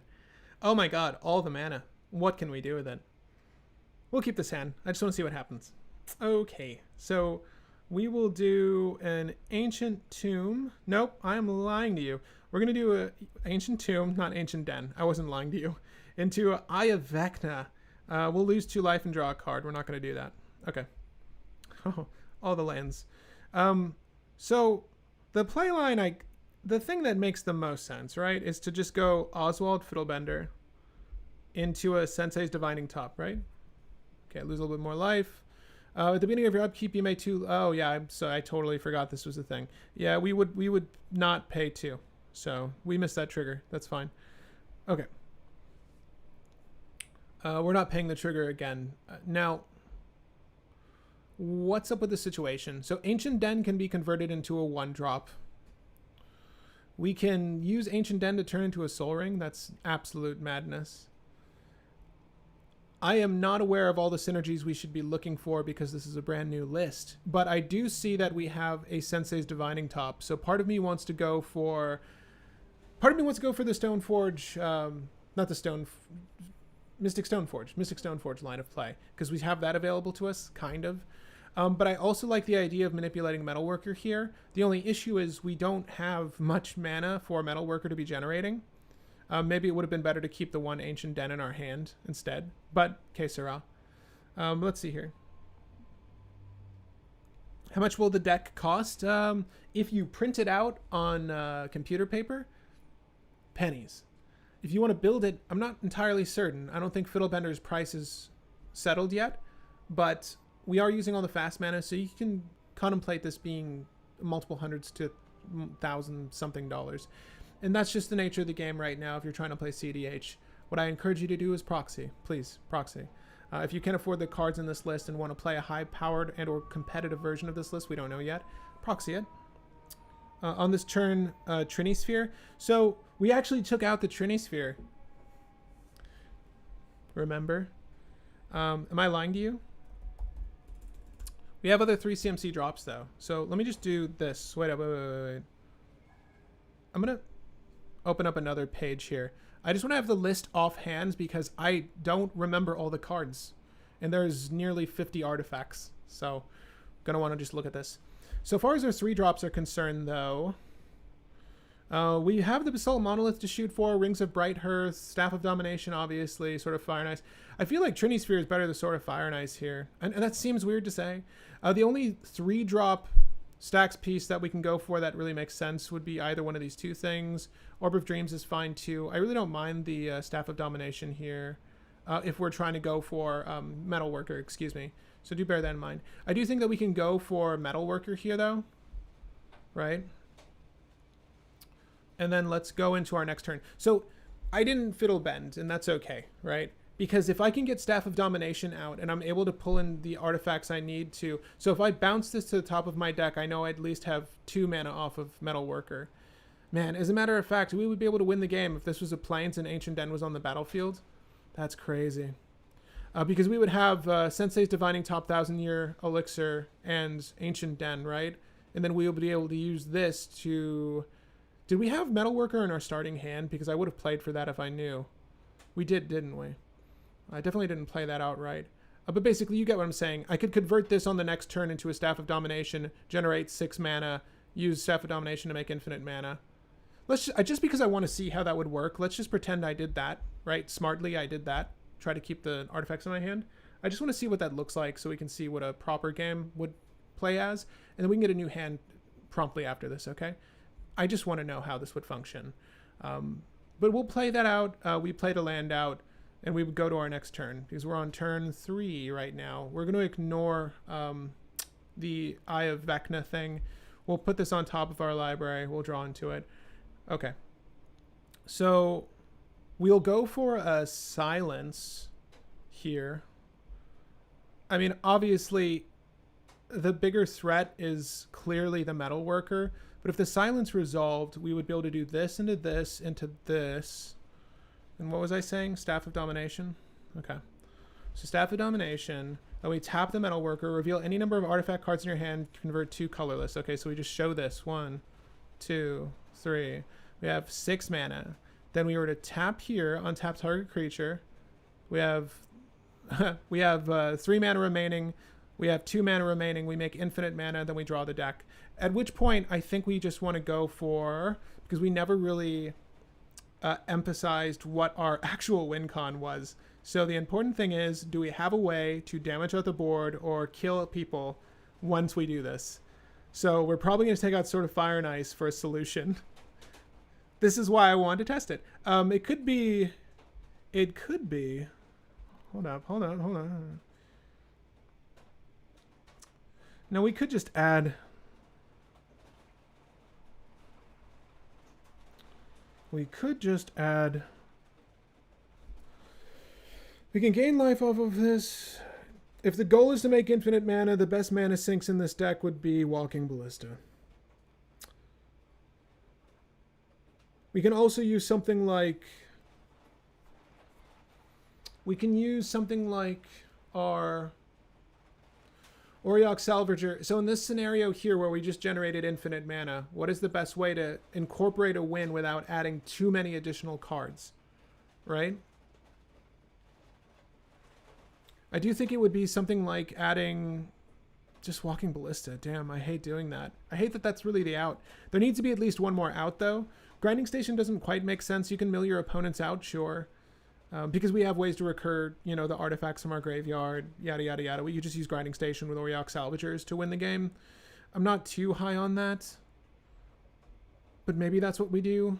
Let me know what win cons you want to add in addition, guys.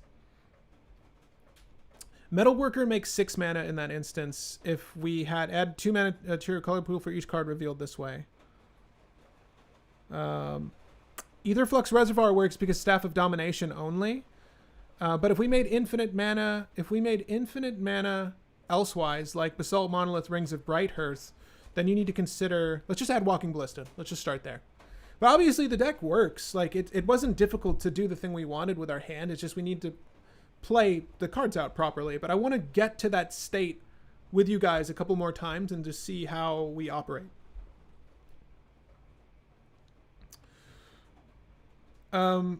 Altar seems good. Which altar are we referring to? Altar of the Brood. Altar of the Brood is another mill strategy. I feel like Grinding Station might have a little bit more benefit for us, maybe.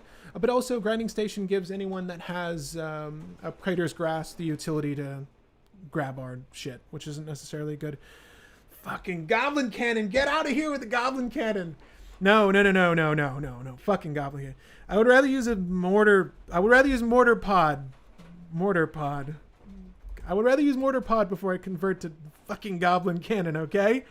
I would rather have this and then strap it onto my fucking boy and then ping everyone for 1 and at least buff his defense to 3. Like, this is what I'm saying. Like, if I have infinite mana, I would rather have something that's an outlet and a useful utility than fucking Goblin Cannon. Stop with the Goblin Cannon. If you add Ballista, why not get Heliod then? Because it's not absolutely necessary. It's just not entirely necessary to have Heliod. I understand that those two are a combo with each other, but committing to that is a detraction from Plan A. And Plan A has so many different avenues of approach that I don't think it's entirely necessary. That's my firm belief. You can add it, certainly add Heliod though if you want.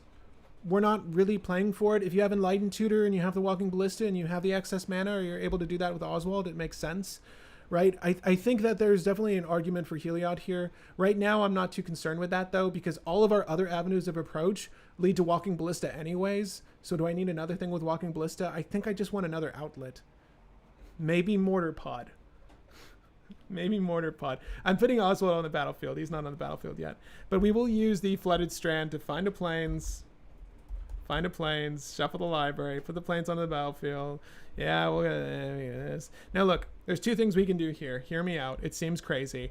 Null Rod's good here. Why? Because it means if we're on the play, I would Null Rod because it ensures that people can't fast mana ramp their shit onto the battlefield, and then I can convert Null Rod into whatever the fuck I want afterwards. So let's just pretend that we're on the play because I would want to do this, right? Okay, we shuffled up. People hate me. They weren't able to do their turn. It's cool. Okay. Windswept Heath. Plains. Shuffle. Now at this point, I can convert Null Rod into an even worse stacks piece. We can convert Null Rod into an Orb of Dreams. Why not? I'll just do that for now. Bearing in mind that maybe a better stacks piece, it really is dependent on what you're playing against, the stacks element you pull out of your deck. But let's just pretend that Orb of Dreams, having permanents come into play tapped, is a more relevant strategy for us right now. Right? At this point, we probably want to sequencing. Let's do the, oh, there's no good way to do this, is there? Oh God. Okay. We're going to have to add, we're going to add the Arcane Signet anyways. I think that I'm okay with that. We can save the 1 mana. Let's pretend we have some sort of interaction. Okay. Now here's the thing. And the reason I didn't necessarily want to play Arcane Signet is that we have a very similar setup here where we could have had like a lot of artifacts in hand potentially with Staff of Domination. Staff of Domination on tap target creature. So I feel like we could probably convert into a win right now. Having permanents come into play tapped might hinder us though. There's no great way to go for... Let's see. This can convert into... Like if we tap Arcane Signet for 1 white and we break it, we can get our Basalt Monolith. We really want to get that Rings of Brighthearth though. Hit me up if you see the play line that I don't. You can mill everyone with staff now. Mill everyone with staff? No, I think staff is you draw a card. Staff is drawing the deck. You just draw the deck. So guys, what play line do you see here that I am missing? What would you do with this hand? A part of me feels like we should just slow roll it. I mean, we have the outlet once we have infinite mana. So what we really need... Oh, fucking Ranger Captain of Eos gets the Walking Ballista too? Like, it's not... we don't even need the staff, technically. If we're able to convert into the win here... Okay. I'm going to do what my heart is telling me to do. I don't know if this makes sense. But my heart is saying generate 2 generic mana, tap Oswald... Adride Stone. Do this. Untap Oswald. I have 1 generic mana floating. I'll tap here to break the Arcane Signet. No. Yes. Yes. So if I break the Arcane Signet here, me see here. So my thought is I want to have two things lined up because I think Rings of Brighthearth is a 2-drop. Wait up. Rings of Brighthearth. Rings of Brighthearth is a 3-drop. Okay, so we have technically the setup here to pop off. So I think the most logical approach is to give ourselves a silence on the next turn using the 1 generic floating. And then with Magerite Stone and Arcane Signet, we can crack... obviously, it comes into play tapped. Oh, shit. This was tapped. Really gotta consider these plays. This was arguably better a Trini Sphere in this instance, but we don't own it. Let's just pretend, because we're not playing this perfectly, it's a brand new fucking deck, that this was anything else. Fucking hell. This was no, not Tanglewire. What was it? We have Static Orb. Static Orb? Is that a 3-drop? God, all of these bad. Let's just pretend it was our Static Orb, okay? I'm just trying to sequence this properly, but again, I don't know what the fuck I'm doing. I'm sort of just hashing this out with you.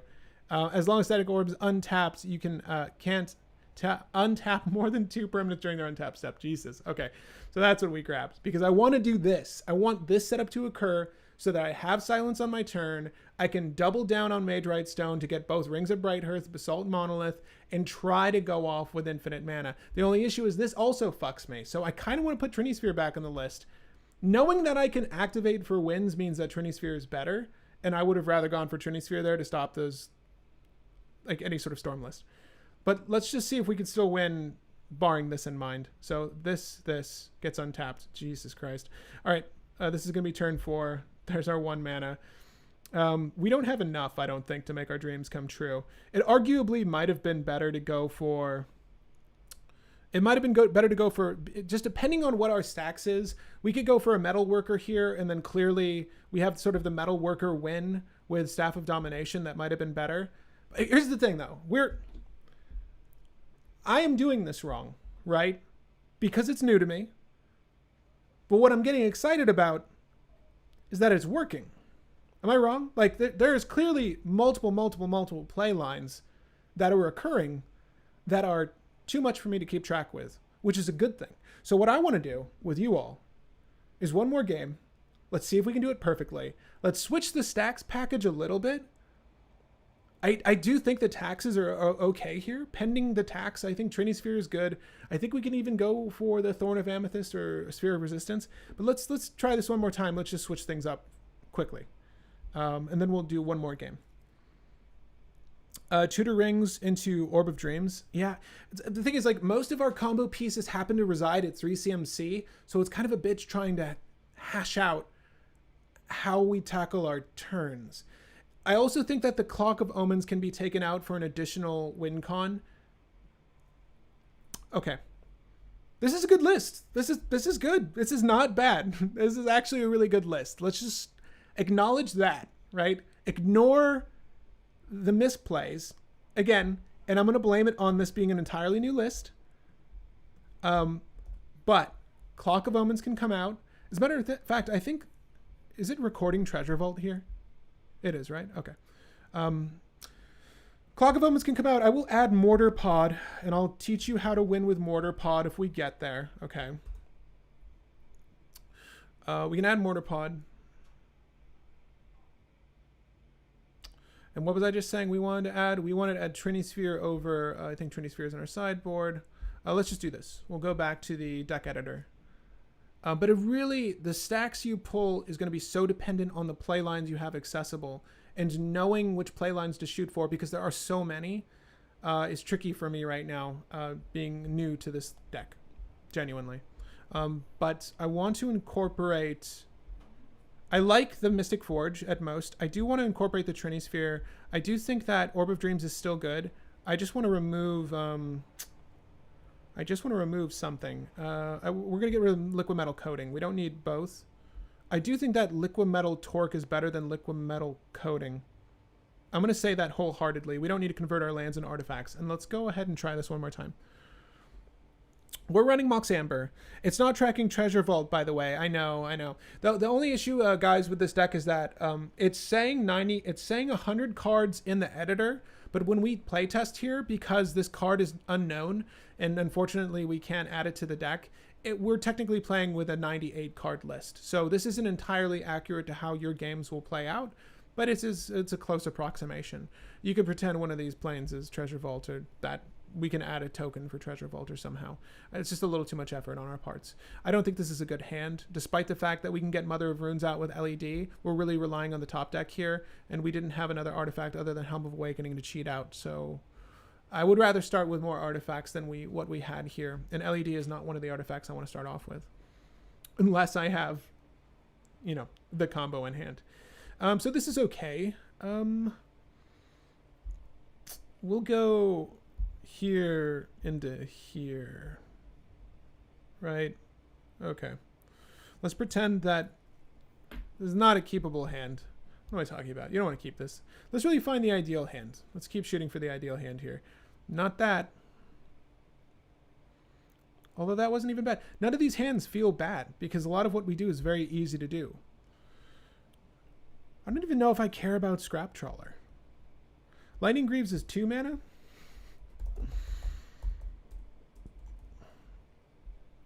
The kind of mental arithmetics I'm having to do here to see if I can't make things pop off is really interesting. So I can convert Mana Vault into our Lightning Greaves later.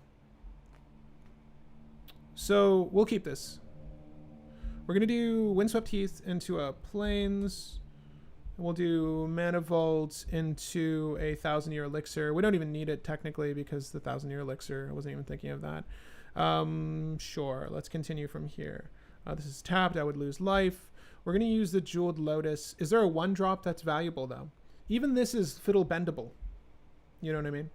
But what's nice about this is that if we use Jeweled Lotus, we can get Fiddlebender out. We've got 1 commander mana available. It's going to be irrelevant. We can activate him right now. We have both Darksteel Citadel and a 1,000-Year Elixir available at our disposal. Not that we have the white accessible to do this twice, unless we were to convert this into something for us. So really, how do we convert this into a combo line right now is the goal, right? We've got 1 untap utility in Mystic Forge. It would be really nice to get our Sensei's Divining Top out, but I just broke the Jeweled. Because I'm thinking 1,000-Year Elixir can be our Mystic Forge, right? The Mana Vault can be our Helm of Awakening, potentially. I do think that this is just a simple turn where we convert this into a stacks element, or we convert this into a draw engine. And personally speaking, I kind of want to play greedy right now because I don't know. I'm not entirely certain that we're going to want to do this play, but I want to pull into a land. So let's just do this so that when this enters, I draw a card. Okay. This kind of changes the equation for us quite a bit. And then we'll take our next turn. And I'm not even sure that was the best play or the right play, but I did want to pull into a land so that I had as many options as accessible as possible. Okay, so this is an infinite mana combo right here, guys. So with this can turn into Staff of Domination. This is obviously a combo. So I'm going to play out the Lion's Eye Diamond, bearing in mind that I can also convert Lion's Eye Diamond into a Sensei's Divining Top, and this into our Mystic Forge, and this into our Foundry Inspector. Can I do that all in one turn? I don't think so, because I have 2 untaps here, right? I can also convert the Darksteel Citadel. I'm sorry, I forgot about that. We don't need to break the LED. I think we play for the thing that's in our hand. Unfortunately, because of the nature of the mana necessary for the Archaeologist, we're not able to Fiddlebend on the same turn. But what I can do, because I can activate him right now, okay, I think I can still do this right now. So we're going to do this. We'll do the Archaeologist. We'll crack Lion's Eye Diamond for 3 white. I'll tap here to put this into my hand. I'll play Lion's Eye Diamond. Oh, it is a tap. You're absolutely right. So what I need to do, we were talking about this earlier, how this is faulty. And now I see why, specifically. So we've got the 1 white available. We can Fiddlebend this. There's no good combo line available now. We really do need Auriok Salvagers, this motherfucker. Is there a way we can untap this guy valuably? No, it would just be this, right? Oh, well, you don't want to do that. You don't want to do what I just did. Let me see here. We're going to take this guy out then. That's so true. The tap here really hinders this. But I'm continuing this. I just want to see if there's anything accessible at this point. Because having the mana on demand is actually quite nice. And we do have the untap here. Let's just break this into our... sorry. Yeah, let me see here. This is the worse than chaining legendaries. This is worse than chaining legendaries with Sisei. You know what's fun here is that it's such an interesting struggle. I do want to take this guy out really quick, but I don't hate what's going on. I actually really like this. I'll tell you what, guys. I'm definitely going to refine this a little bit more, but I just want to take a second to talk to you guys. I'm liking this a whole lot. And if I haven't been reading the chat, I'm sorry, because this has been really interesting for me to play. This is one of those decks that is very contemplative and not straightforward. And in that, a fun challenge. And I'm thoroughly enjoying this. So not to say that this is something that I'm going to develop through multiple sets or even put into paper. I'm going to put more time into this, though, because I like it. I don't think that Treasure Vault as a land is absolutely necessary for this list, right? If we were going to use that, it might make sense to get Expedition Map to make sure we can shoot forward and convert our, colorless mana into colored mana. But the truth of the matter is, it doesn't really matter whether the mana seems to be colorless and or colored, because many of the win cons that we can shoot for don't care whether or not it's colored or colorless from the start, so long as we have at least one white to Fiddlebend away. What's nice about this is that our commander is extremely cheap. The cost of activation is extremely cheap. And the utilities we have in this toolbox are great. I think we need to refine the toolbox for this particular list. I think that we need to find more outlets. I think we need to take a look at the catalyst again, like what just happened there. But it's very good. This is very good. Please take this list and do with it what you will. Obviously, if you have your own thoughts, please leave them after this video in the comment section down below. I'd love to know your thoughts as we develop this further, if you join me on developing this. But this list is very, very fun. And this is the kind of stuff I like playing. So more of this, please. But guys, as I do with all of these videos, I'd like to thank our Patreon members. If we have any Patreon members watching today, you guys are the best. Thank you for tuning in every week. That goes to all of the viewers. Thank you for tuning in every week. It's such a blast having you guys here with me as we work on these decks. Honestly, I love that it's easy to say as a verb, Fiddlebend away. Yes. Yeah, I'm loving the Fiddlebend approach to life. The strategy is extremely fun. I have to say that this is easily one of the more unique legendaries I've had the opportunity to brew in a long, long time. And it's cool to see a birthing pod commander in the command zone that works with our artifacts, which we know white is very good with. So I'm really stoked to refine this and be able to acknowledge what the best lines of play are, because that's not something that's going to happen overnight. But getting hands-on experience with you guys was really fun today, and I certainly hope that this was useful for you when you decide to brew your own list. I think this is a good start for what we can Fiddlebend in the future. But guys, my name is Patrick Marlette. I had a great time on this deck tech. Happy brewing, babies.